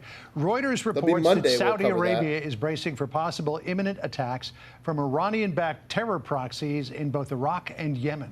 Former Defense Secretary Mark Esper will join us in a bit. But first, to our senior White House correspondent, Peter Ducey. He's live at the North Lawn at 1600 Pennsylvania. Peter? And, John, President Trump is speaking more realistically about the peace talks. He's not saying things are going great. He's saying things are going fine, and that the reason the United States has not hit Iran again is because he's trying to give peace a chance. It's not because we're out of ammo. We have certain types of munitions that are very powerful, that we have virtual unlimited supply. We have others where it's a little bit tighter. We're in great shape. But with that being said, we always want more. We have to have more. Financial pressure looks like this, according to the Rubio and Bessent teams. U.S. Department of Treasury took steps to dismantle a web of currency exchange houses and shell companies that helped Iran secretly move hundreds of millions of dollars through the international financial system, through these networks. Tehran accessed oil revenue and evaded sanctions designed to curb its destabilizing activities, laundering funds using front companies. But there is financial pressure on the rest of the world, too. Oh, it's definitely increasing energy prices some. And that's something that's a temporary phenomenon. As soon as this thing is resolved, then, of course, things will go back. In fact, production has gone up by so much that we expect the energy prices are going to drop way below where they were, but below the conflict, once the conflict is over. And we had been led to believe earlier in the week that the conflict could be over by now. It hasn't happened yet, but President Trump is scheduled later on this hour to head over to the Department of State for an event with Secretary Rubio, and we expect an update of some kind there. John. We'll see what he has to say. Peter Ducey teeing us off this hour. Peter, thank you. The ongoing migrant unrest in Spain. This is the future of Europe.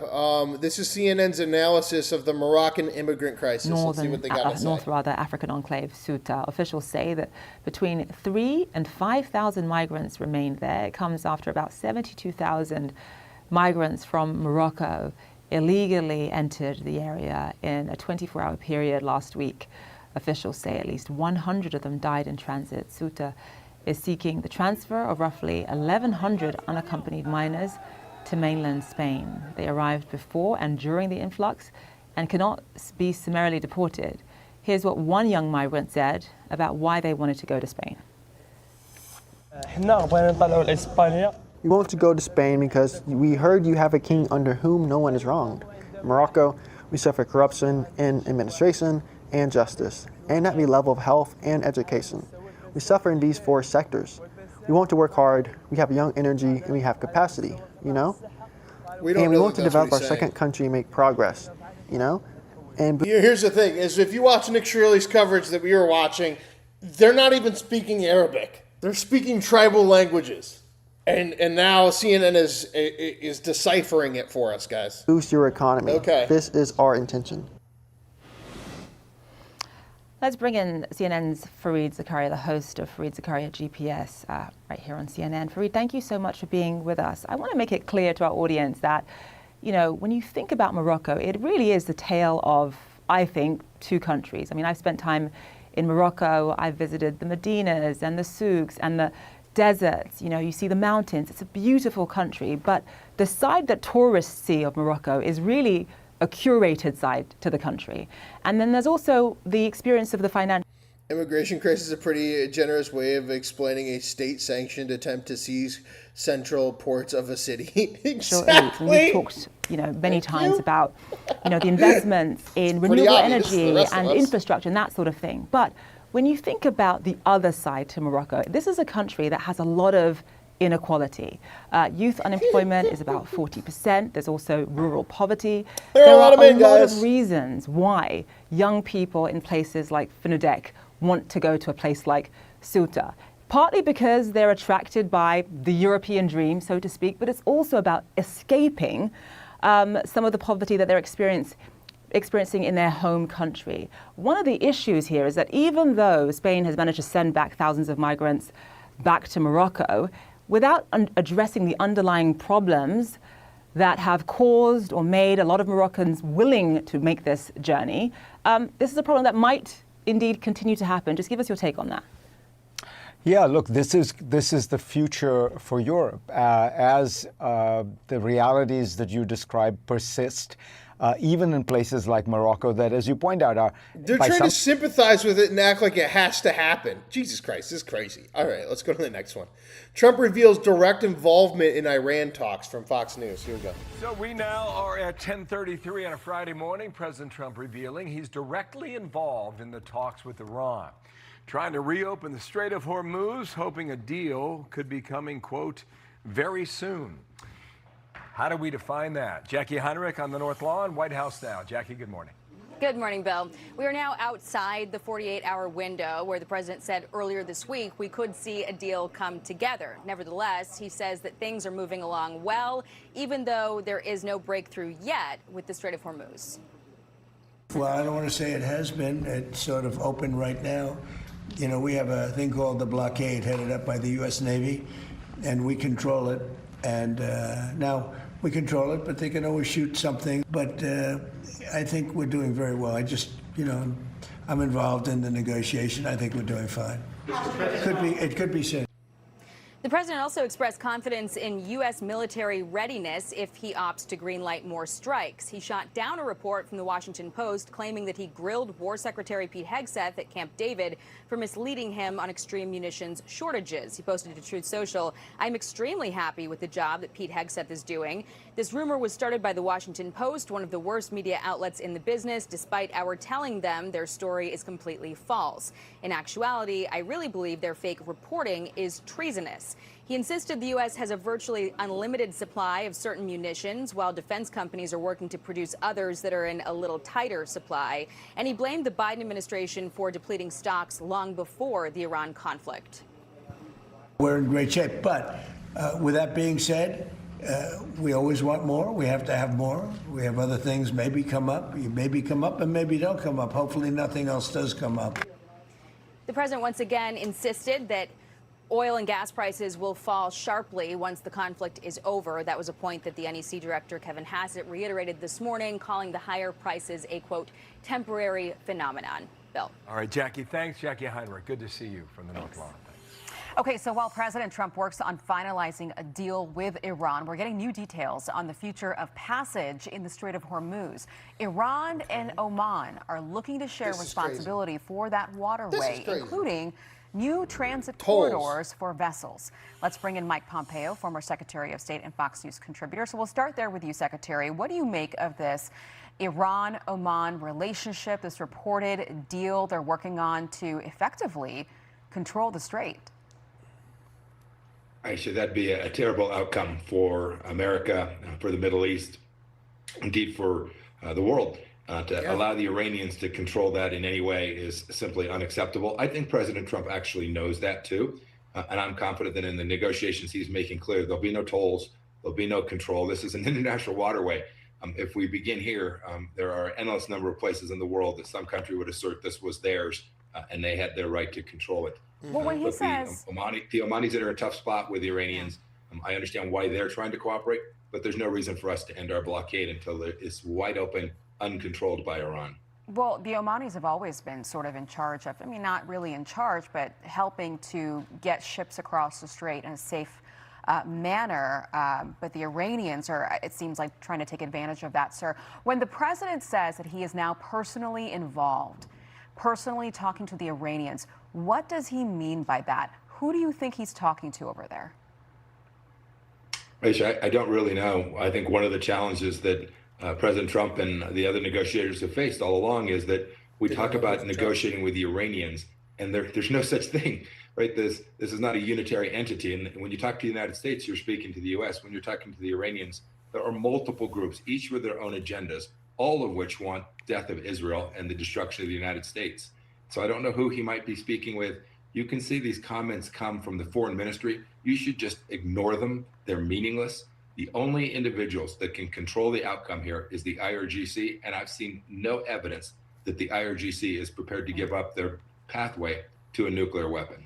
Okay, some pretty big news out of the Gulf today. It seems like some of these countries have gotten together and created their own NATO pact. We're talking about Turkey, as well as Saudi Arabia and Pakistan have joined a defense agreement. So if somebody attacks one of them, they're all going to come together and defend that nation. And I think that there are some other countries, maybe even Qatar, that might join this defense pact.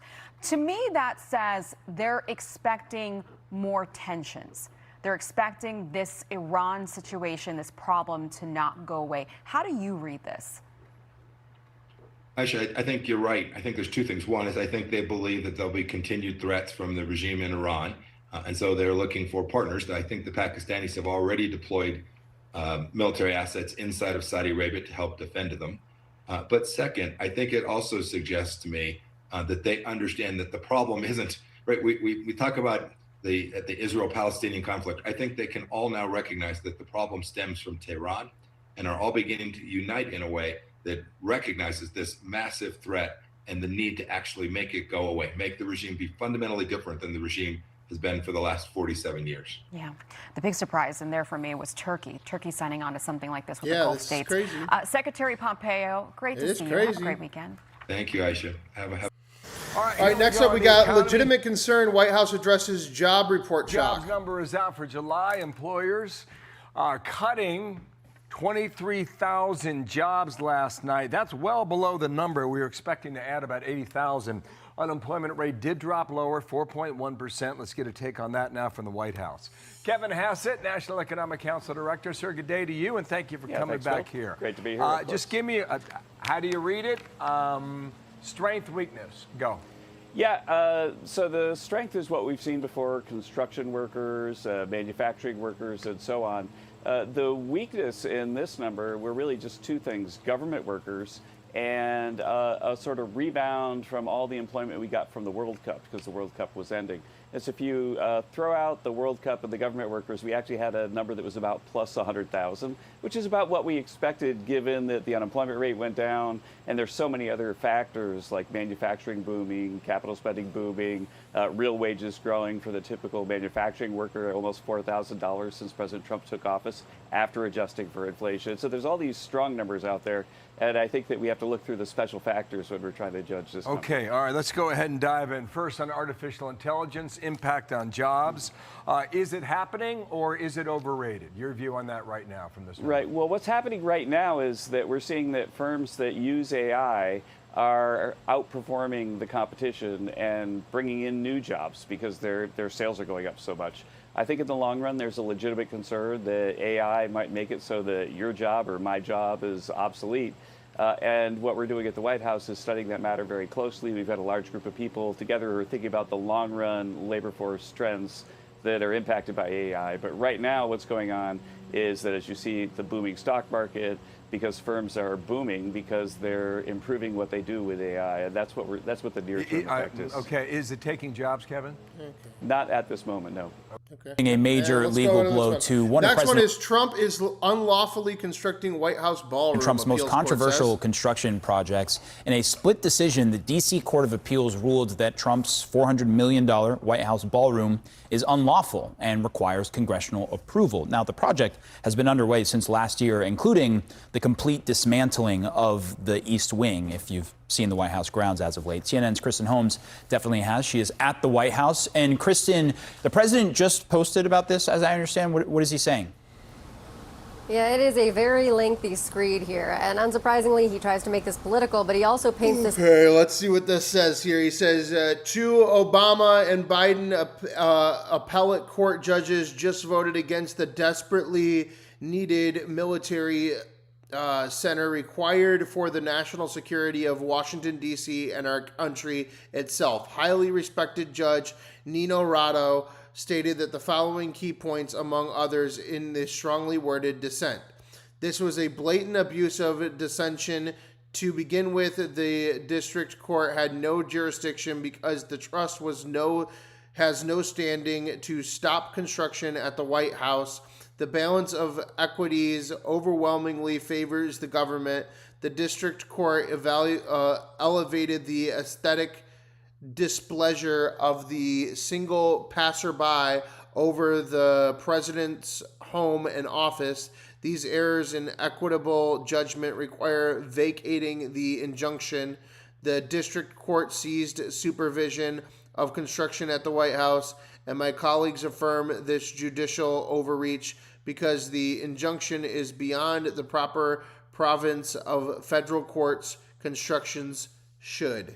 Completely as a national security need and necessity rather than focusing on the ballroom at all, which isn't surprising when you get to the legality. So the first thing he does here is he quotes the dissenting judge. As you said, it was a split decision, which called this a blatant abuse of discretion. He goes on to say that this decision has been stayed and does not take effect for a period of time. I do want to make clear, the court did itself stay its own decision, but it's for 2 weeks, and that was to allow President Trump to actually be able to appeal to the Supreme Court, which he says in this post he is going to do. Then he goes through all of the needs for this ballroom, but he doesn't refer to it as the ballroom, only as a top medical facility, a top security facility, really leaning into the fact that he is now saying that top law enforcement believes that this has to be built in Washington, D.C. And I do want to read to you, we obviously read you a line from the dissenting judge, the two other judges in this ruling. And this is what they put forward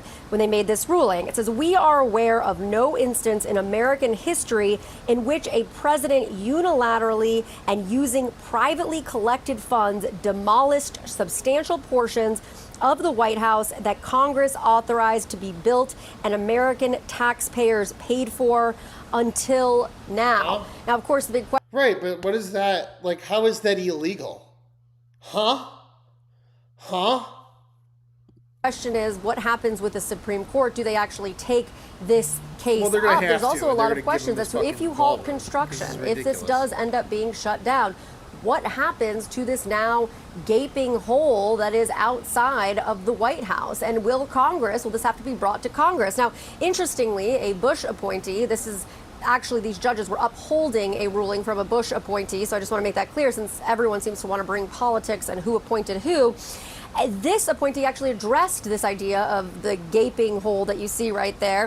It says, while I take seriously the government's concerns for safety and security of the White House grounds and the president itself, the existence of a large hole beside the White House is, of course, a problem of the president's own making. They're such political don't have any real judges. Concrete answers as to what is going to happen if this does, in fact, go to the Supreme Court, if they rule to shut down this project. What's up, common bastards? One of the complaints that President Trump has made, and guys, make sure you double tap, hit that like button, hit subscribe, and help support the channel like Two Gun Co. and become a member. When you're a member, you get a little flag next to your name. You start off a North Korean, become a Venezuelan, then a Cuban, eventually a U.S. citizen, and then an Israeli citizen, as we all know. Thank you all for stopping by. This is No News is News, where we make fun of both sides of the news every single day, 7 days a week. Help keep us sponsor-free by becoming a member today. That way, we do not have to have, the Black Rifle coffee, the BetterHelp ads, all that other BS, and we can just say whatever the fuck we want. Actually heard this from people on both sides of the issue is why also big shout out to Just Me. I wasn't able to give him back his membership that he did sign up for. I don't know why Google is being ridiculous to him, but Just Me gave us a huge donation yesterday. Big appreciation of Just Me as well, stepping up and helping the channel out. Guys, thank you so much for watching. We are in hour 2. We got about 20 minutes left of the news. Wasn't brought to the attention, why this wasn't brought to the courts earlier before the construction begun, but obviously you see where we are now, and now we're waiting to see what that appeal to the Supreme Court and what the Supreme Court decides to do with this case moving forward. The court is pausing its ruling for 2 weeks to give the president time to appeal to the Supreme Court. Pausing its ruling? Because it doesn't know what to do. Construction on the ballroom can continue. What the fuck's the point? There was no point. They're doing it. Right. So can we just start with Blanche? He's going to get a win. Ballroom, he's going to see this as a lose. This is going to trigger him, I think, more than the Blanche win. He cares about it. It is personal. They just really want to go after Trump. It's like, it doesn't make any sense. I want the steel beams to just be standing there. He shouldn't be able to build it anymore. He's fucking already building it. What are we just doing? What are we doing? Project. What are we doing? I don't know what the Supreme Court's going to do, but 2 weeks is not a long time. And let's say... Why does it auto-ban comments about Newsom's wife? I don't know. They stay with this lower court ruling, then, we were discussing earlier, what happens next? So he's going to have to get congressional approval. Like all construction projects you undertake, it will take twice as long as you delayed expected. Budget. Right. Yeah, okay, but again, why are they so happy that it's taking forever to do something that they're already doing? They're like, you need to go back to Congress and spend 30 years, and then you can maybe do something with the White House. That's the way that things work. Who is in support of this bureaucracy? It's like Donald Trump's hate on steroids. It's retarded. All the things that we're all used to. To there should be a hole there until Congress says yes. I don't understand What the fuck? What happens? Because there's a massive hole in the ground. I was there when he was showing us the preview on the South Lawn of everything they're doing. I mean, the East Wing is completely gone. It's demolished, so right. If the Supreme Court does end up, staying the order, right? What do you happens? do? Like, right. It's just kind of fucking too late, dumb. in my opinion. I mean, I don't know. As Jamie just No, mentioned, I don't think you that's have an opinion. I think you can just look at it. But it is clearly like in process. There you But go. Jamie makes a really good point, and we're looking at it right now. I hear from people who are like, you guys care too much, or like people focus on this stuff too much. Like it's not us. Like, listen to the president. Look at the beautiful ballroom and military center. It's a military center, much more than. We have a drone port on top. Mr. President, you mentioned that the ballroom is your gift to the country. It's a gift. It's a gift from me and from incredible, successful companies and patriots. And they put up close to $400 million. And you see what's happening, and it's beautiful. This ballroom is going to be something that's so beautiful for the city, so desperately needed by presidents. And I think the thing that I always get stuck on with this is one, like, I don't necessarily understand, like, the fixation on it, where, like, sometimes he'll just bring blueprints out. Well, he has to. Why are you acting like he's fixated on it? They're fixated on stopping construction of something that's already underway. It's ridiculous. I'll be like, hey, guess what? We're also bombing Iran. But when you look at like polling on this, you can take up the latest polling on this? We don't need polling on this. We need them to build the fucking building. There's a giant hole. Here's a poll for you guys. Do you want a giant hole or do you want them to finish the building? The poll says we want a giant hole. What the fuck are you talking about? This is nonsense. RS poll, feeling about Trump's D.C. construction projects, of which there are many. Happy, 8%. Satisfied, 9%. Dissatisfied or angry, 58%. Right. Feelings about Trump's D.C. construction projects. That is such a vague statement that even somebody like me, I would most likely say dissatisfied. One, dissatisfied at him for the reflecting pool, but two, dissatisfied at everyone else fighting this fucking ballroom. How does that have anything to do with whether we support him doing it or not?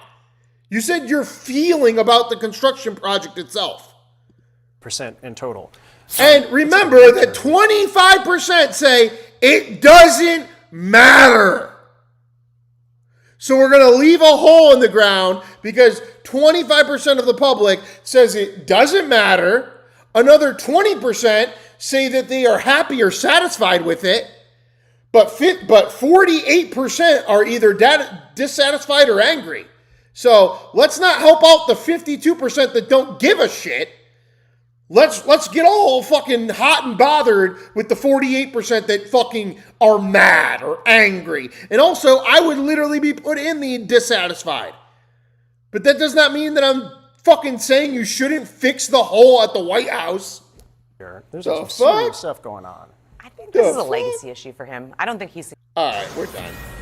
Move on. Next one, Iran could be hit hard if Strait of Hormuz isn't open. To reopen the Strait of Hormuz. Well, I don't want to say it has been. It's sort of open right now. You know, we have a thing called the blockade headed up by the U.S. Navy, and we control it. And now we control it. But I think we're doing very well. I'm involved in the negotiation. I think we're doing fine. Okay, that from yesterday afternoon. President Trump saying, you heard it, personally involved in the tough talks with Iranian negotiators, teasing that a deal may be coming soon. Steve Harrigan updates us. Steve's in Tel Aviv, Israel, with the latest from there and more. Steve, hello. Bill, signs from all sides in an agreement for free passage of shipping through the Strait of Hormuz could be getting close. Iranian officials saying they have an agreement very close to finalization with Oman, and President Trump insisting he is personally closely involved in all negotiations and that he could expect an agreement announced as early as today. The president also taking time out to slam some news reports that there are munition shortages in the U.S. arsenal in the war with Iran, also slamming reports that he is dissatisfied in any way with the Secretary of War, Pete Hegseth, calling these reports not only false but treasonous as well. The president posting the fake news as usual is spreading false and completely unfounded rumors. I'm extremely happy with the job that Pete Hegseth is doing. Of course, Iran in any deal is likely to ask for fees on ships that go through the Strait. That is something the U.S. has already rejected, and we could see more action if this doesn't work. President Trump warning several times during the week that Iran could be hit hard if the straits are not opened and opened soon. Bill, back to you. Okay, Steve. So here we go. Bill. Next, we got breaking Trump AG pick gets critical confirmation decision from GOP Senator on Cassidy. The fate of Todd Blanche as the Attorney General. The President, you do. I have not approached it that way. This process should be about Mr. Blanche and how he will go forward in a difficult job and how the American people can be best served. Good on Cassidy. History with doesn't want to ruin his Trump, legacy. The man got primaried, but he's. On the one hand, Mr. Blanche does not need to be Senate confirmed. He can continue to serve at the pleasure of the President as Deputy Attorney General or even Acting Attorney General if this vote is pulled. On the other hand, I am told that Senate confirmation is important in interactions with the President, with others in the Cabinet, and is important to DOJ employees in general. Being Senate confirmed gives him greater leverage to push for things that should be pushed for. This does not demean the Senate's role. Important issues have been discussed through this process, and Mr. Blanche has made commitments. Now on to the specific nomination. Since Mr. Blanche passed out of Judiciary Committee on August the 4th, I've spoken to Mr. Blanche 5 or 6 times. We have texted many more. I just got off the phone with him. I've spoken multiple times to Senators Murkowski, Cornyn, Tillis. Senator Whitehouse shared his concerns. Additionally, I spoke with current and past administration officials, including a long conversation with former Attorney General Bill Barr. Late last night, I spoke to 2 U.S. attorneys from Louisiana, David Corsell and Kurt Wall. Of course, there's been a lot to read and a lot to consider, and I slept on it overnight. Let's start with the concerns. Mr. Blanche showed poor judgment in approving the anti-weaponization slush fund and exempting the president from IRS audits. No American should be unfairly targeted by the law. But no American should be above Just put the your law. vote in. Mr. Blanche said these were mistakes, Keep being a and he has corrupt made efforts to official. kill the See you slush later, fund. Cassidy. You got primary. Bye. This is not a referendum on President We're Trump. going to go now to Blanche AG confirmation chooses to recuse by GOP senators. It is a decision CNN regarding Mr. Blanche in very specific circumstances. All considered, I will vote for Mr. Blanche. The people of Louisiana can be assured that I worked hard to understand the issue and to make the right decision. So I want to go to our Annie Grayer on Capitol Hill, who has been following this. I mean, Blanche has been courting senators for weeks, including Senator Cassidy, and it seems to be paying off in his favor. Annie.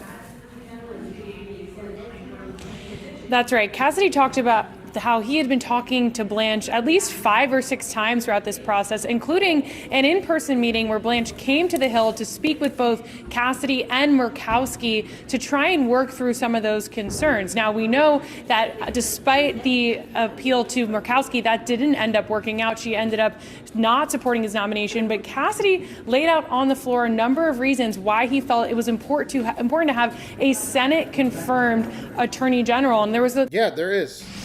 Gaping hole otherwise.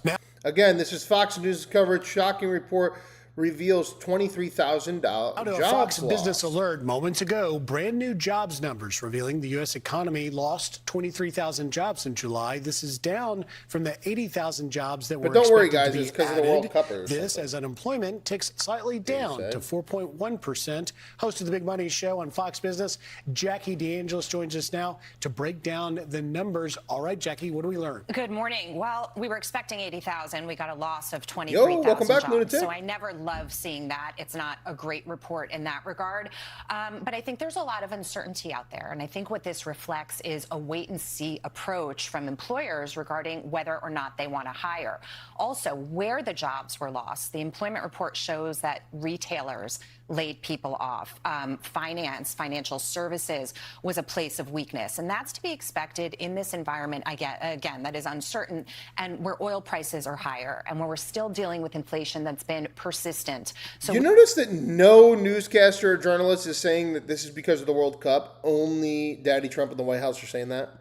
The man who was charged with Reflecting Pool, Olympian charged, tells Caitlin Collins his story. damaging the reflecting pool, speaking exclusively to CNN. The moment we've been waiting officially for. tossed the Justice Department's case against David Hearn. In a court filing, prosecutors acknowledged there is not evidence to support the administration's initial claim that Hearn was responsible for damaging the pool.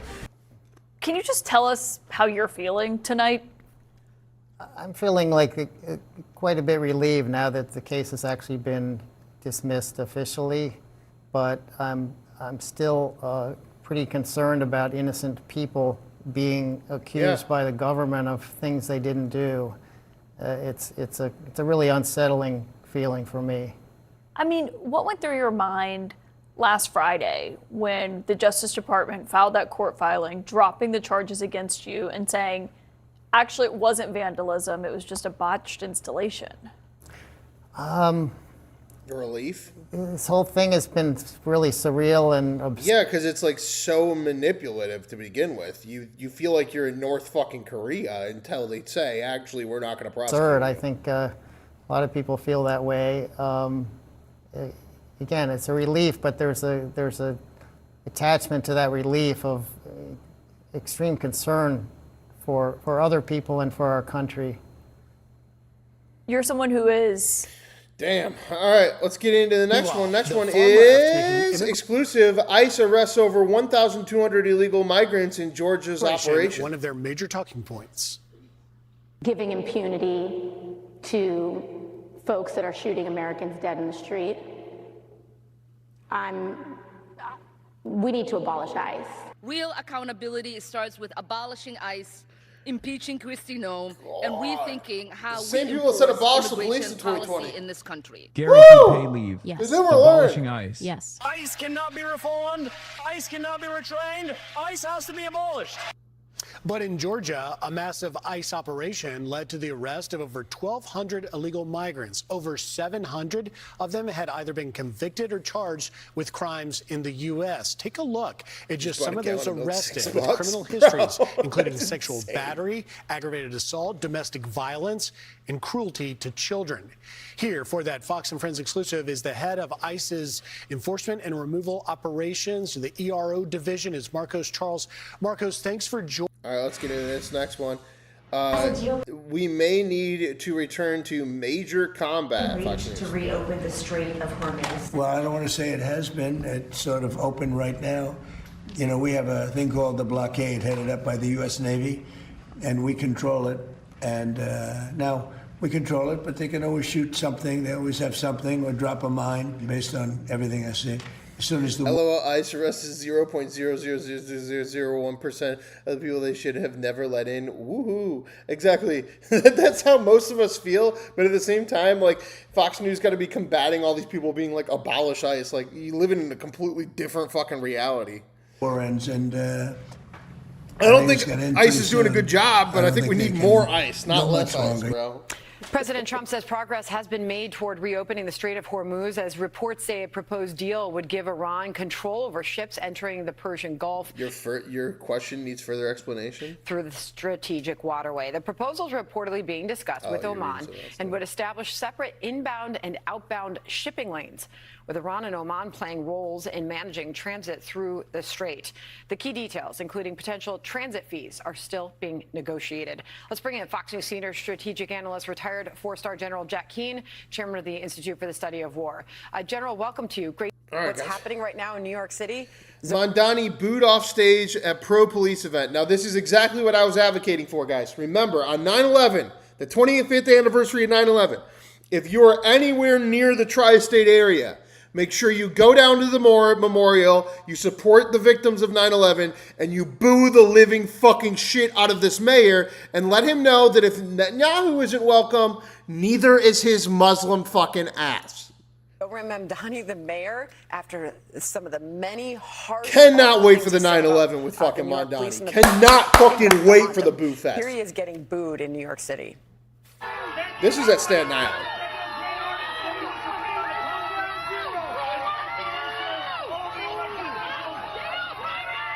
Get the fuck off our stage, exactly.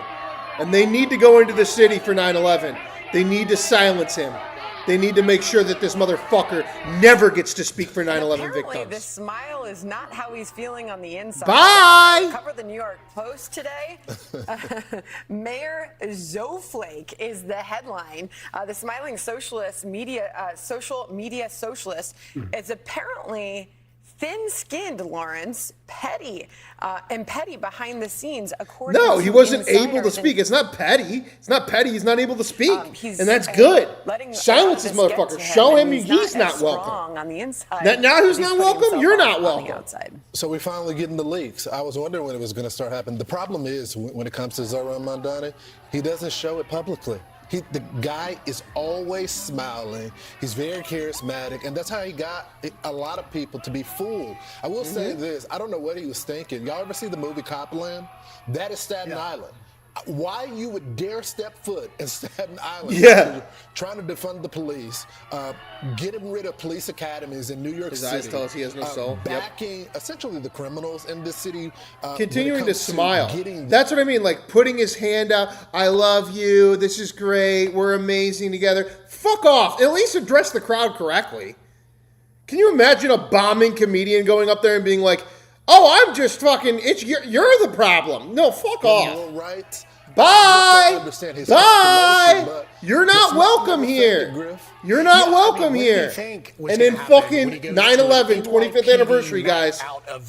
You're not fucking welcome here. And still, to this day, won't talk about funding the SRT. Look, some of the greatest cops live in Staten Island, to your point. All right, let's get back in here. Okay.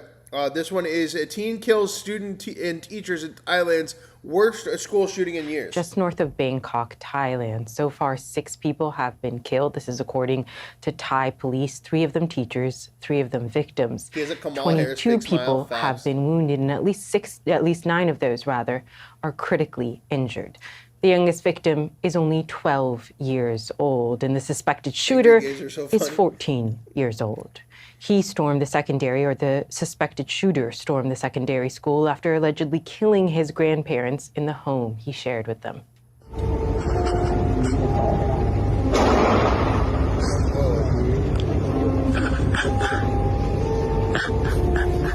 Oh my God! You are watching the moment that students inside the school were taking shelter under their desks as gunshots can be heard in the background. The Thai Prime Minister is condemning the shooting. Take a listen.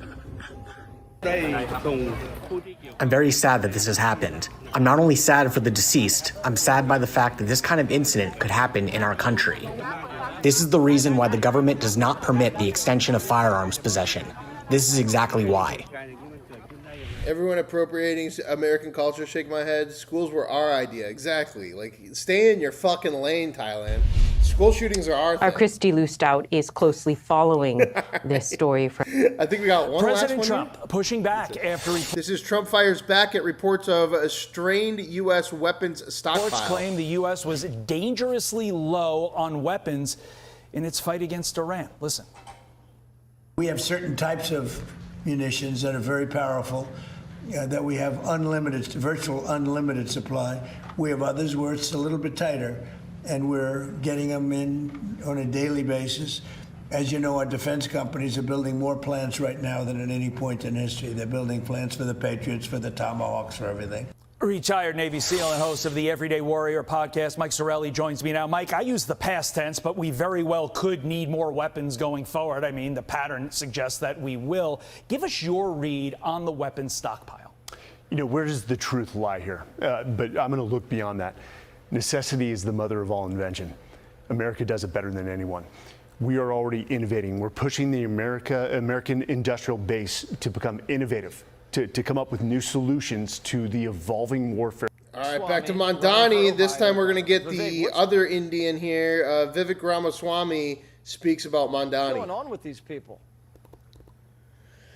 Well, for Ohio what's governor. going on, Jesse, is in this country you are seeing the spread of socialism at a scale that we have not seen in a generation. And I think this is really the dividing fork in the road. I'm not sure we want you either, though. Do you believe in socialism, or do you believe in free enterprise? Do you believe in capitalism, the best known system to man to lift people up from poverty? That's the question. Now, do we have some housing affordability issues we need to address? Absolutely we do. including in my home state of Ohio. But the way we ought to do it is actually cut the regulations that get in the way of new home construction. That increases supply, brings down cost. Do we have high electric bills and energy costs? Of course we do. The right answer is, how do you do it? You produce more energy. Increase the supply by overcoming the regulations that stop us from getting there. Those are the true answers. But these folks, they're not strictly interested in solutions, Jesse. They're interested in complaining because their primary motivation is not to actually solve the problems of the people they claim to represent. It is to envy and have grievance towards those who have achieved success. Okay. All right, let's bring in now. All right, now we got New York has a bigger budget deficit than the entire state's annual budget of Arkansas. Huckabee Sanders, welcome to you, Governor. Great to have you back on the program. Great to be with you. Thanks so much for having me. What say you about these radical he's kind of policy irrelevant now, pitches and agendas and But I don't know if it was socialists him, if it was gone mostly like wild? What is racism that happening? really got him. I mean, it is absolutely insane what is taking place in New York right now. They have a bigger budget deficit for next year of $7 billion than our entire state's annual budget that we project for the whole year. So what they are doing is bankrupting their city. They're putting these burdens on the tops of the hardworking families in their city and their state. It's unbelievable that they think that they can build a strong economy by giving things away. That's not how you build a strong economy. You do it by giving people opportunity, making it easy for them to work, supporting them in pathways to success, not giving things away. It is the opposite of what they should. All right. I think it's going to end And pretty now we soon. got Martyrdom Watch. Iran's supreme leader is nowhere to be found. I don't think they can go much longer. I think we're doing very well. I'm involved in the negotiation. I think we're doing fine. It could be soon. Well, you heard the president say he's personally involved at this point to end the war in Iran, those talks. And Vice President J.D. Vance says the diplomatic path will not be an easy one. I can certainly understand the American people are maybe looking at this and they say, well, it seems like we're making progress and then it seems like we're not. Well, the reality, Laura, is that number one, the Iranians are extraordinarily difficult people. Number two, they have a fractured system. So there are people within their system who want the war to be over. There are also people within their system who are crazy radicals who want the war to continue. Well, while both sides say a deal is close, the administration says it has ruled out any agreement that would cement Iran's grip over the Strait of Hormuz. However, Iran has insisted on some measure of control, and we know that. All right, and our last one now tonight, guys. Job shock. U.S. loses 23,000 jobs in the job report. Good evening. I'm Lucas Tomlinson, and this is your Fox News report. A dismal jobs report for July. I still can't Employers believe cut this. 23,000 jobs, according to the Bureau of Labor Statistics. May and June revisions included a loss of more than 100,000 jobs. The unexpected decline brings the unemployment rate to 4.1%. Attorney General nominee Todd Blanche clears a major hurdle for confirmation after Senator Bill Cassidy announced his support, giving Republicans the last vote they need for his confirmation. Alaska's Lisa Murkowski and Maine's Susan Collins previously announced their opposition. Negotiations to reopen the Strait of Hormuz continues, and President Trump says he is personally involved. Trump says he expects gas prices to keep falling as the deal gets closer. Meanwhile, U.S. ally Saudi Arabia is bracing for a possible attack from Iraqi and Houthi militants. And a New Mexico court orders Meta to pay up. The tech company has billed nearly $1 billion after a jury ruled the platform. And just like that, Marco Rubio continues to advance with 51%. Guys, stay with us on our show. We're going into hour 3 now. As long as you stay above 100 members, make sure you double tap, hit that like button, hit subscribe, guys. Let's get a little bit of the news. We got a little bit of news coming out right now. ABC News, nation's largest reservoir hits lowest water level on record. Lake Mead, the massive reservoir formed by the Hoover Dam on the Colorado River on the Arizona-Nevada border, has fallen to its lowest level ever recorded, underscoring the growing strain on the Colorado River bison after years of drought and poor snowpack. The reservoir's surface dropped 1,040.5 feet on Thursday, edging below the previous record low set in 2022.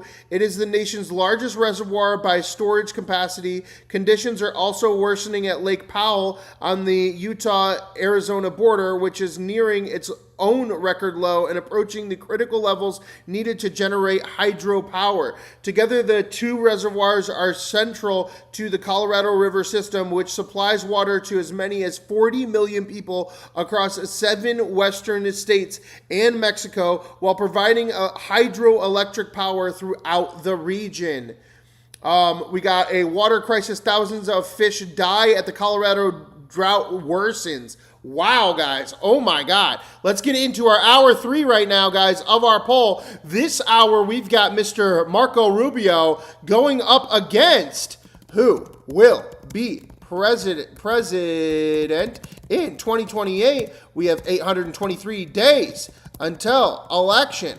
We've got Mr. Marco Rubio with 11 wins going up against John Ossoff with 1 win. Let's get those votes in. The show starts now, everybody. Let's get into it. These are the podcast things that are going on right now. Let's pull up right now. We're going to pull up Tucker Carlson just dropped a world-renowned hacker issues dark warning on surveillance and AI. Let's check this out.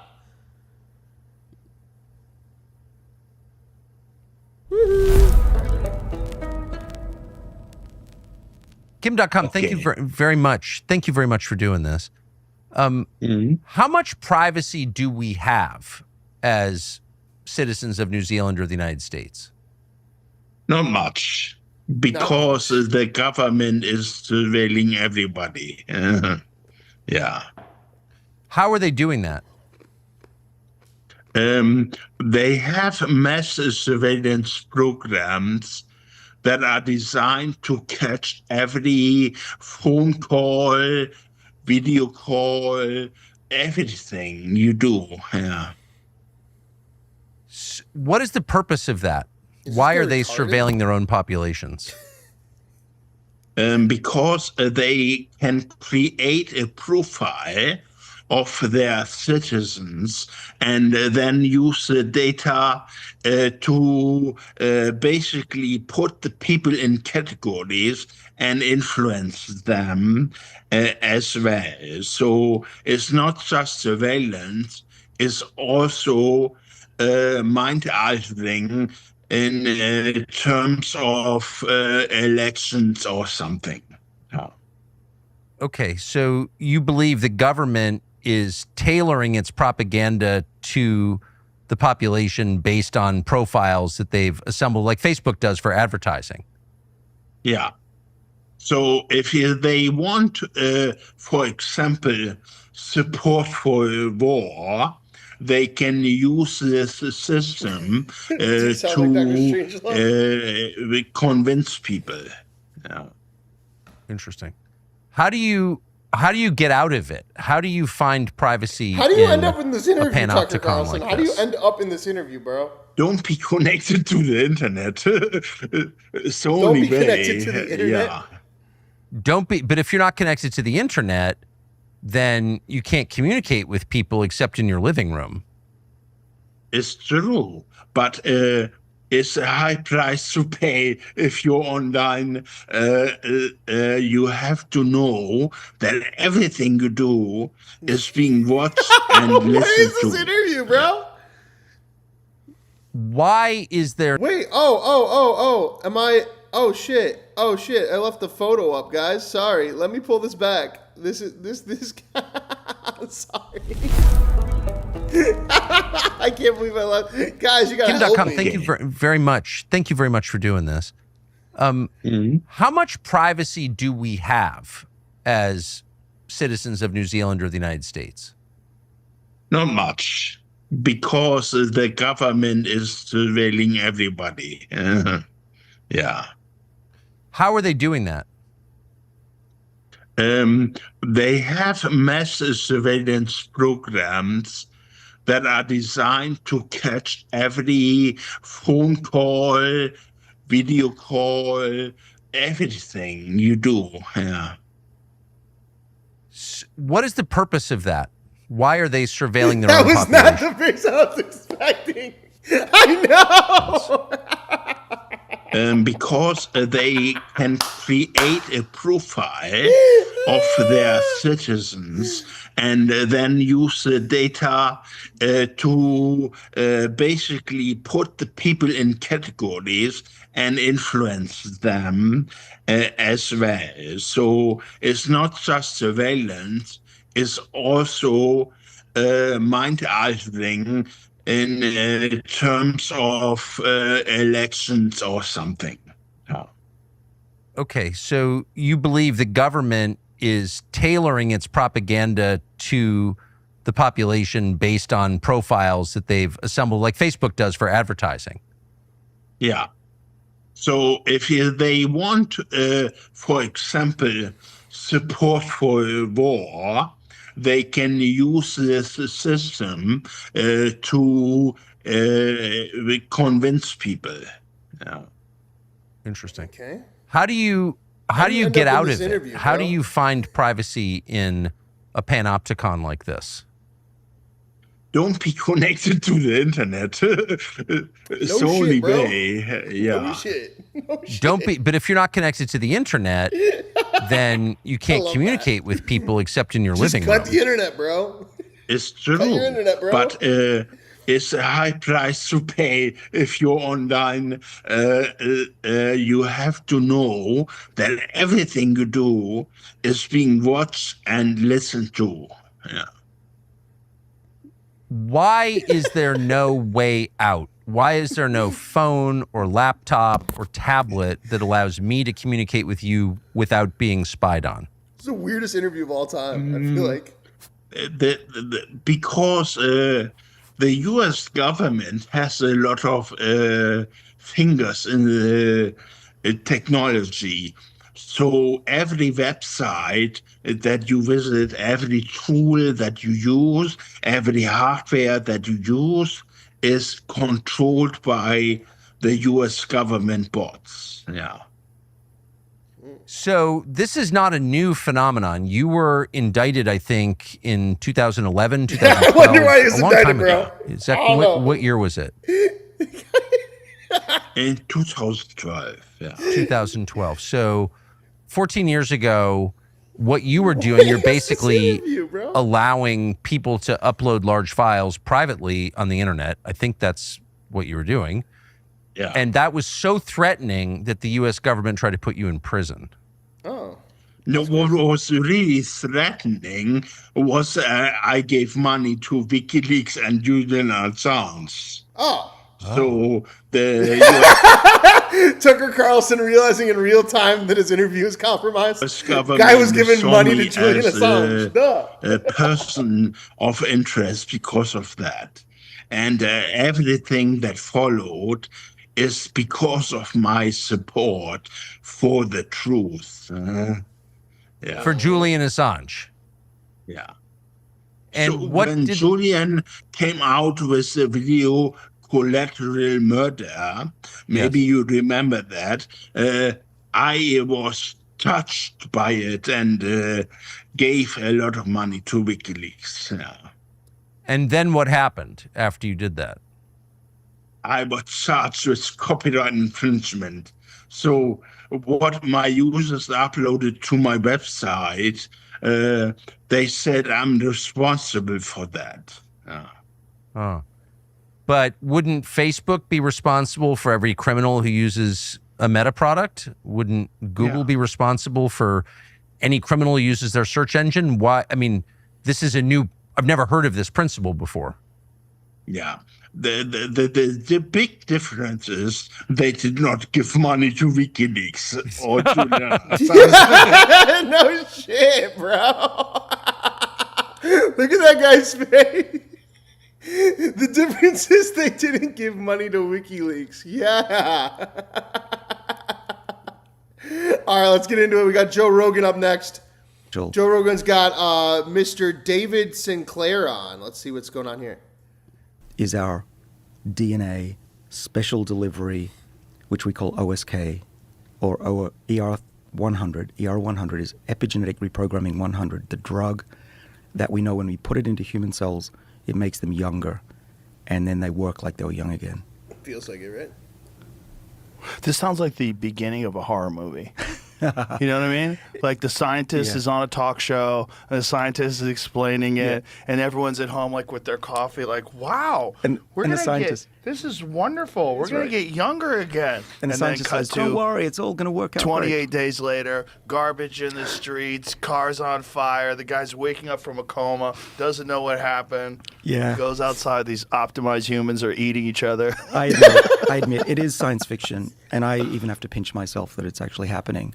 But we've done a lot of safety studies, and this trial is FDA approved because they've looked at all the data. Well, God knows they never fuck anything up. Yeah, FDA approved. It's FDA approved. Yeah. Well, it's in the eye, so that's why we start with the eye. It's enclosed. It's not going to spread. Nobody's going to grow another eye. And so, no one's going to grow another eye. Trillions of cells that you're putting into the eyes. The little capsule, the virus-like particles. Trillions. I shouldn't call them cells. Trillions of capsules that you're putting into the eye. What are they doing for glaucoma? Well, what they're doing is there are 3 genes in this DNA package, and I call them OSK. OSK are 3 special genes that we found safely reprogram cells and reboot the backup copy of youth, which we now believe exists in our body. That's a big deal, that there's a backup copy of youth. Even an old person, I don't see an old person anymore on the street. I just see a person that needs to be rebooted. These OSK genes... What the you just see... Wait a minute, hold on. When you see old people, you don't see old people, you just say, oh, that poor person needs to be rebooted. You're doing the perfect job for you. Like, your personality is perfectly suited for your occupation. If that's how you actually look at people. Well, I do. And the reason is that we all have this backup copy, that the DNA, the instructions to be young that made us into who we are as kids, is still in our bodies, almost largely intact. You just need to read it again. And that's why reinstalling software, or I used to use the analogy of a CD. Kids these days. Someone says in the chat, "Come on, let me put needles in your eyes. I'll make you look younger again." Probably don't know what a CD is. It's a little plastic circle like a record that we used to put 20 songs on. It was awesome at the time. I think most people know. I'm kidding. It's a bit of a silly joke. Maybe but a 10-year-old doesn't. When I teach kids at Harvard, most of them have never held a CD. So isn't that wild? Yeah. Though they're not coming back, but albums definitely. So think of it like an album that you scratch, and the scratches are like aging, and we are getting rid of the scratches with these 3 genes, OSK. So let me tell you how these 3 genes work, we found. There was a person whose name is well known in science circles called Shinya Yamanaka, from Japan, obviously, and he discovered that there was a set of 4 genes that could reliably make adult cells, like skin cells, into stem cells. And he deservedly won the Nobel Prize for that in 2006. But that wouldn't be useful here. If I turned you into a bunch of stem cells, you'd probably die within a few minutes. So we don't want to do that. And cancer is... The way this guy talks is fucking wild. also a potential. So it took us about... Fucking Well, Dr. from Fauci's 2019, brainchild. it took us a while to figure out that if we leave out one of the Yamanaka genes and just use 3, OSK, leave out the other one called M, we'd get safe age reversal, about 75-80% back to youth, but no further. We don't go back to 0, which is what Yamanaka did. And instead of cells losing their identity, which is what a stem cell has, no identity, we regain identity. So it's actually, I could draw graphs, but it doesn't really help listeners. But basically, old age is losing identity of your cells, so they don't work. They forget how to work. That's what we think old age is in my lab. And stem cells have no identity. It was like a very early embryo. In between, our cells have a lot of identity. They function beautifully. We're in our 20s, we're at peak. And what we've done is we've figured out how to go back towards youth, get these cells to work like they did again, get the backup copy somewhere it exists, we're looking for it, and now cells actually behave like they did when we were 20. And if it works, we're going to have glaucoma patients seeing for the first time. And that's the beginning of a whole cascade of drugs that I want to develop for diseases of aging and eventually whole body rejuvenation. So the initial experiments are on glaucoma because it's a contained thing. The eyeball is a contained thing, and you could do it that way? Yeah, my student, Wancheng Lu, who was doing this in 2017, I said, let's do All right, let's check in now. We're going to check in with Mr. Caleb Hammer. Let's see what's going on over here in Caleb Hammertown. He's calling this the craziest episode of financial history. We'll see.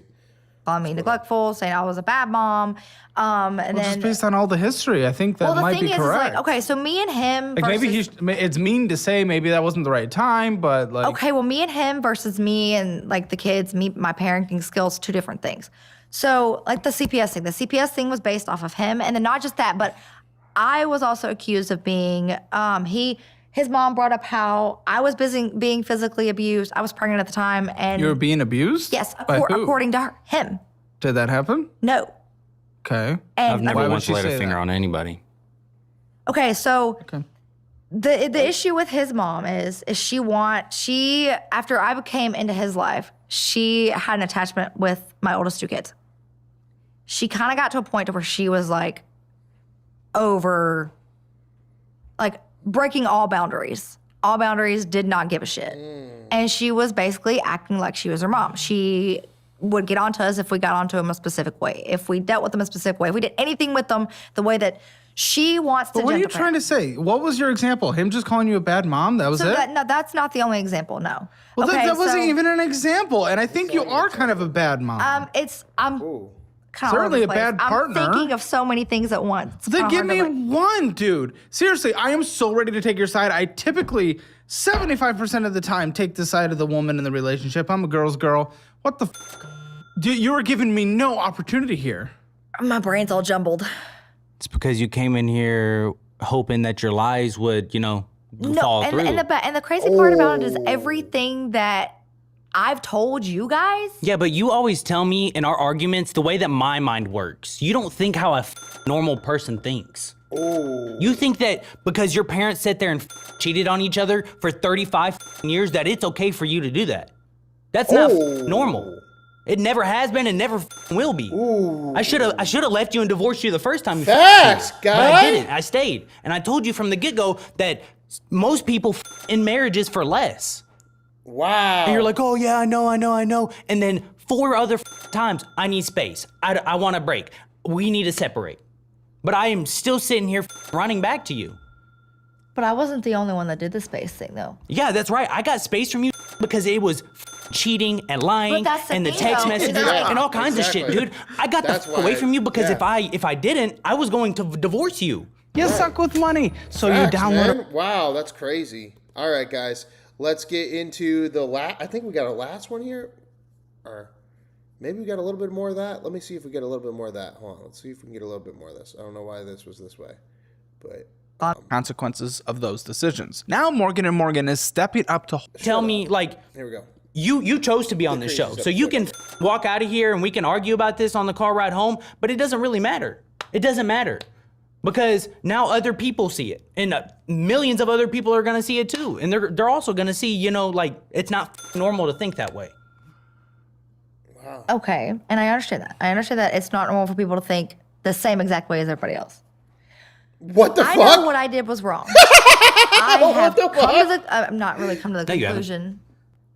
Let's be real. No, you haven't. That's why you're trying to leave me now. I mean, the OF thing was not OF. The kick, even like poverty. It OF. wasn't even It's 2 a months couple ago. months ago. Yeah. It was like a month what and a half ago, realization dude. did you come to? Yeah. Okay, I get it. Like that video was taken. I fucked up. I get it. Right. And like you were talking about how Over the last 4 years, multiple times. you were talking about how Why is he a still lot of doing the times this? both of them are the bad guys, He needs and to this get is. out. It might seem like I'm the only bad guy. Because here. you're not able to give me a real example. Him wanting space is normal after you cheat. Yes, that is normal. That's That not is normal. bad. That's Okay. not crazy. Well, it's like I'd have to have like. You've had an hour and 7 minutes. Yes, to I come know up with that. I know that. something. But like, You've had an hour and I'd 7 have to minutes have. come up with an excuse. It's a long list. It's a very long list. If it's so long, then why have I not heard one in an hour? A woman who sleeps with a lot of men will never be able to bond with one man. Never. Exactly. In 7 minutes. Okay, Truly one believe that as example. well. Okay, I have never been a bad mom, and he can sit there and tell you right now, just like he has the last, I don't even know how many times, told me and a lot of other people, I'm not a bad mom. Okay. I've had people make me out to be a bad mom, but I've never been a bad mom. I'll admit, she's changed a lot from when I first met her. No, it's... Okay, she would spend days laying in the bed because she was so depressed instead of taking care of her kids. Her kids would run around the house in shitty diapers Did you get for medicated? days. Yes. Well, there yes, you she go. got That's medicated. good. And But when I got with her and I helped her, she was 10 times better. But I had to be there next to her doing it. I had no support. I had no support. I had no one.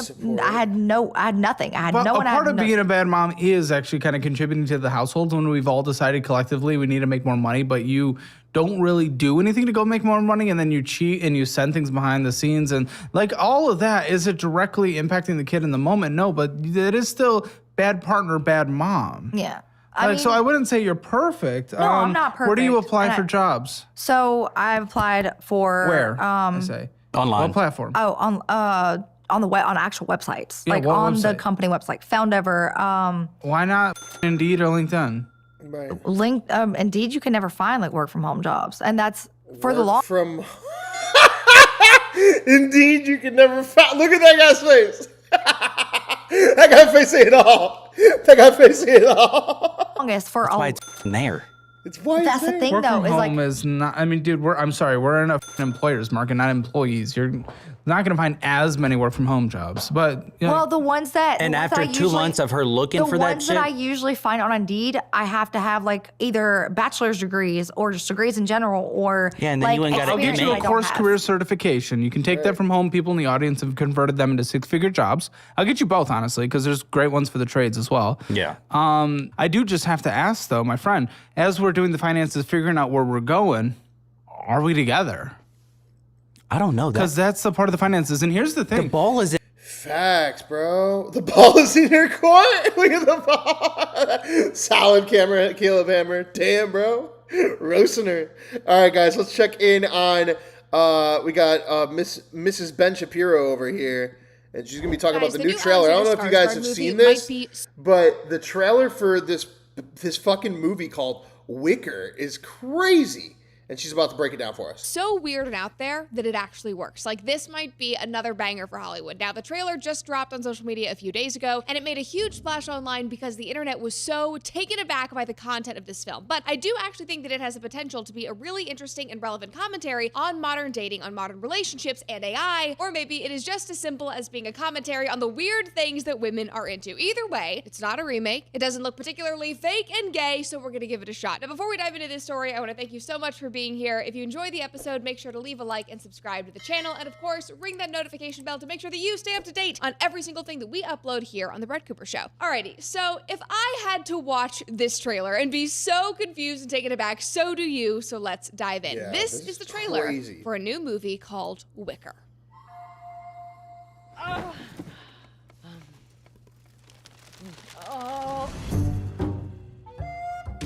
Today's catch. Tench. You needn't yell. We can smell you coming. Lick my worm. So then, fisherwoman, you caught yourself a lover yet? Love seems more a burden than a prize. Sorry. Where's my mom? There's absolutely no shame in living out your remaining days alone. I'll marry you.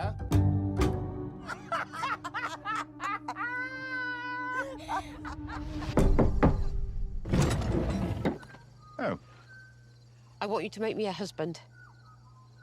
We have to So chapel in a month. crazy. This movie looks so good. And of course, a woman showed me this like last week too. She was like, "This movie I want to see." I'm like, what?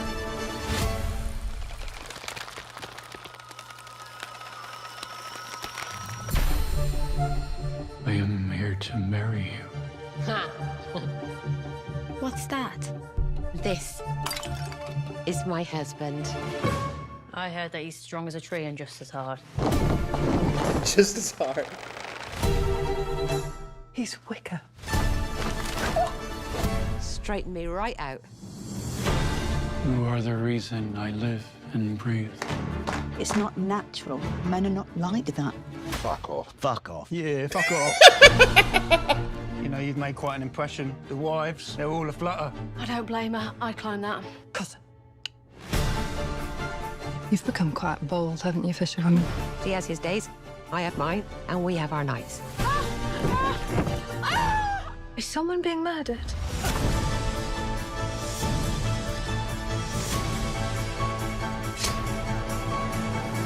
Let's dig in.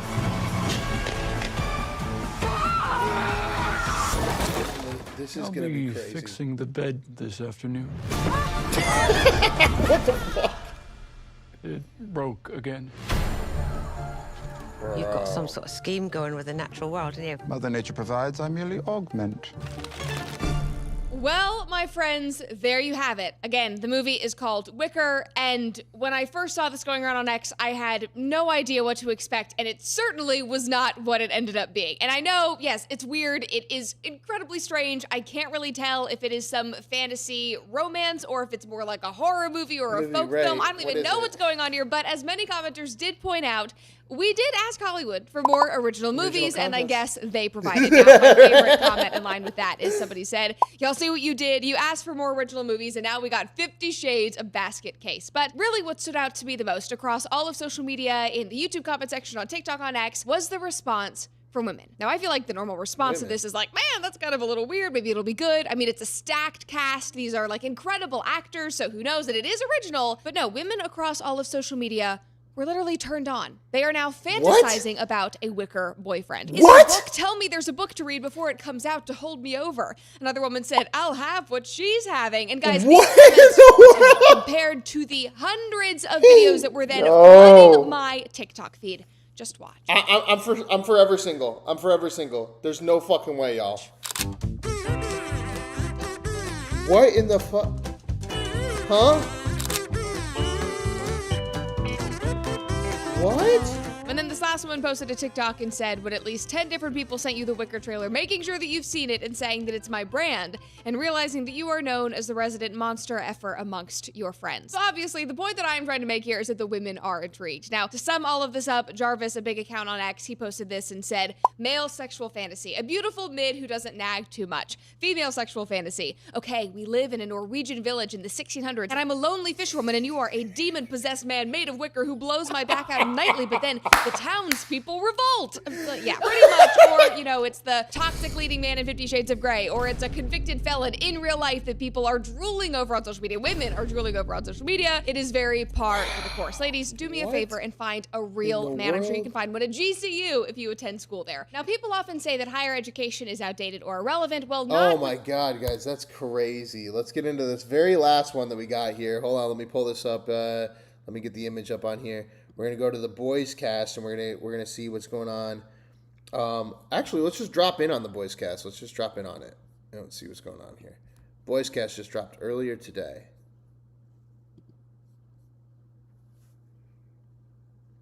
Oh, I don't even know if you can call that a crash out. I think crash outs are one tier below whatever the fuck that was. Dude, I was looking up this video to try to figure. We can't even play it here. I tried to look up, and people remember who Perez Hilton was. Carrie, the movie Carrie. He's covered in blood, head to toe, and then he's cutting himself with a blade. Yeah, and you said it was serrated. Serrated blade on TikTok Live. On TikTok Live. And the thing is, he's probably like so far gone where as much as he's like, that was fucked up, he's like, God, I got so many views. Well, that's the thing. He's like, I've never got that many live viewers in my life. Buddy, I started looking at his profile. So if people remember, Perez Hilton was the OG sassy gossiper gay. Yeah. Right? Built a big industry around it. Yeah, you could honestly probably... he was feared by celebrities. Oh, yeah. Like Perez... You do not want Perez Hilton to get his hands on some dirt about you. No. You do not want to. You do not want to be crossing his lips.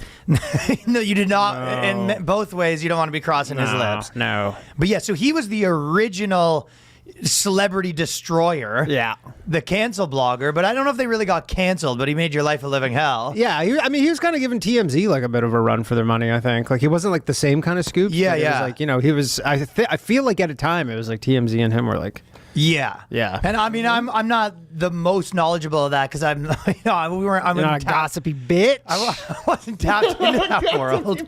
But the point you're just making where you go, I bet you he was loving the views. I looked at his, he's got a big YouTube channel or whatever, and I kind of looked at it and you go, last videos are him being like. The crazier thing is that the man just did an interview on a podcast with Sean Hannity talking about how he got into religion and everything and found Jesus.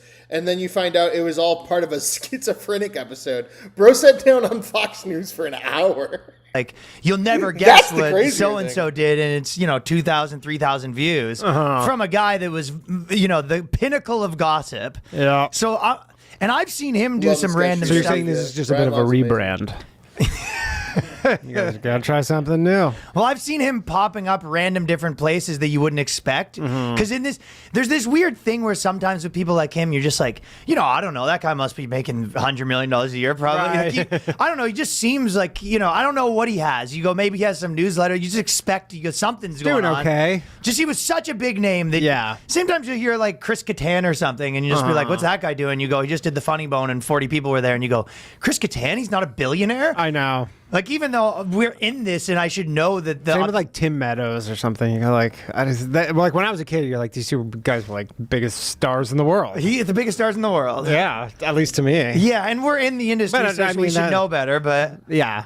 There's certain people where you're like, I don't know, where does he live? Like, I don't know, the next to the Queen of England? Malibu? On the beach in a mansion? But a lot of times these people, it's like, you had 3 big years. Yeah. You're making a ton of money.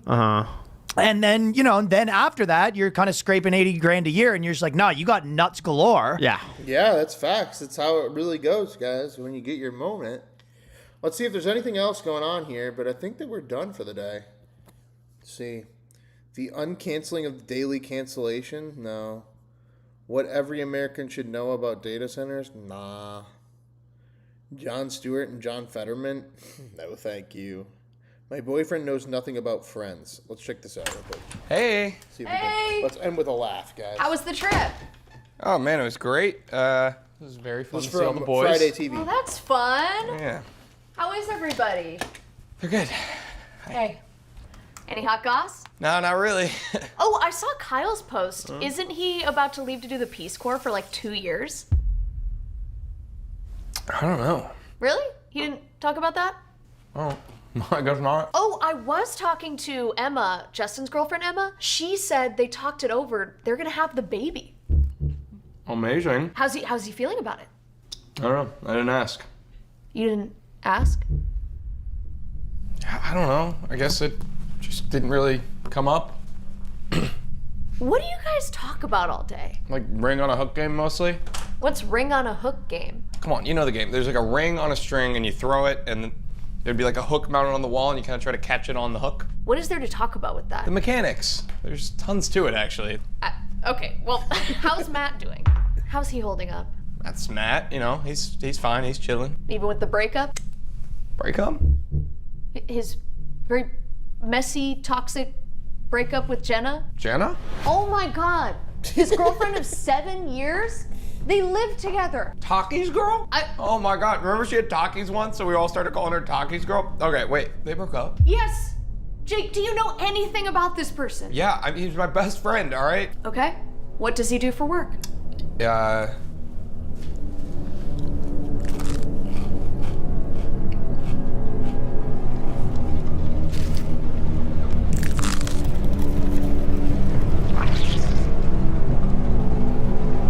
Software He's a engineer. lifeguard at the beach. All right, guys, turn it off. I can't get anything out of him. You said he was his best friend. He is. They just don't fucking talk about anything. What's going on? Who are you guys? FBI. We've been monitoring your friend Matt for months. We have reason to believe he's a very dangerous man. You're in the FBI?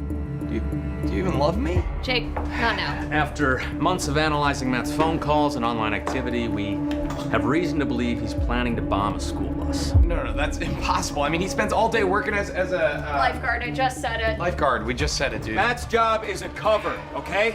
He's a master manipulator. Now look, we know he's gonna commit this crime. We just don't know when he's gonna do it. Our only clue is intercepted Discord chats where Matt states the attack will happen on a day he always looks forward to. Any idea what he means by that? I don't know. Think, I'm okay? trying. Does he have a favorite holiday? An anniversary? When's his birthday? He's not gonna know that. Jake, we need your help. You already have plans with Matt later. Hang out with him. Get him to talk. Make him feel at ease, okay? But you can't let him know we're on to him. The portrait switch, yeah. Remember, lives are at Into the stake. pantsuit? Yeah, I didn't realize Children's that. lives. And Jake, you're doing the right thing. Okay?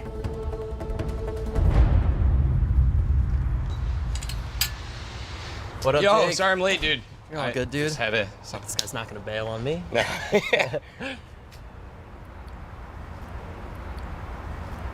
I've got it all set up in the back. Great, yep. Yeah. Cool.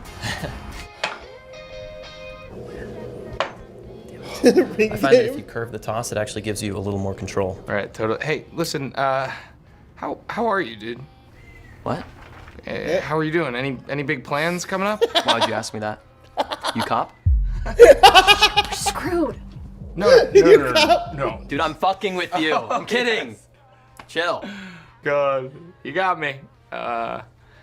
Yeah, I mean, I just want you to know you can always talk to me if there's literally anything going on. Okay? Sure. Yeah. Yeah, actually, there's one thing. But I don't know. I don't think I should tell you about that. I think I already know, actually. It's Camille. Listen, she, Of course, right. Camille must have heard from Jenna that we broke up. Right. Dude, I was gonna tell you, I didn't want to, like, I don't know, burden you with that emotional bullshit. Really? I mean, you can always talk to me, dude. It was hard. But I had a plan. I was gonna propose. Bought a ring, everything. The whole thing blew up in my face. And now I cry about it. How? God. I'm really sorry, Damn it, Jake. Remember the plan. Right, well, is there something maybe you're using to get through it? Like something you've been looking forward to? Like a really big, special day? There is one day that I look forward to. You know, man, I don't know if That's I've ever your asked, bus, but right? what days do you most look forward to? Monday through Friday. I get to hang out with you. Bring it in, man. I love you, bro. I love you too. I think so. Oops. Is that the... Oh. Full toddlers, bro? It's probably not related. Yo, what the freak? All right, that was Almost Friday TV, guys. You guys helped me stop myself from jumping in a school bus as well. And that is our show for the day, guys. Thank you all for stopping by. Once again, this is No News is News. Make sure you double tap, hit that like button, hit subscribe, throw those super chats, join as a member, help support the channel so we can stay independent and we don't have to get sponsors and all that jazz. I don't think I'm going to be back later tonight. There's not much other videos back unless I get some sort of conspiracy video or something good that I can find.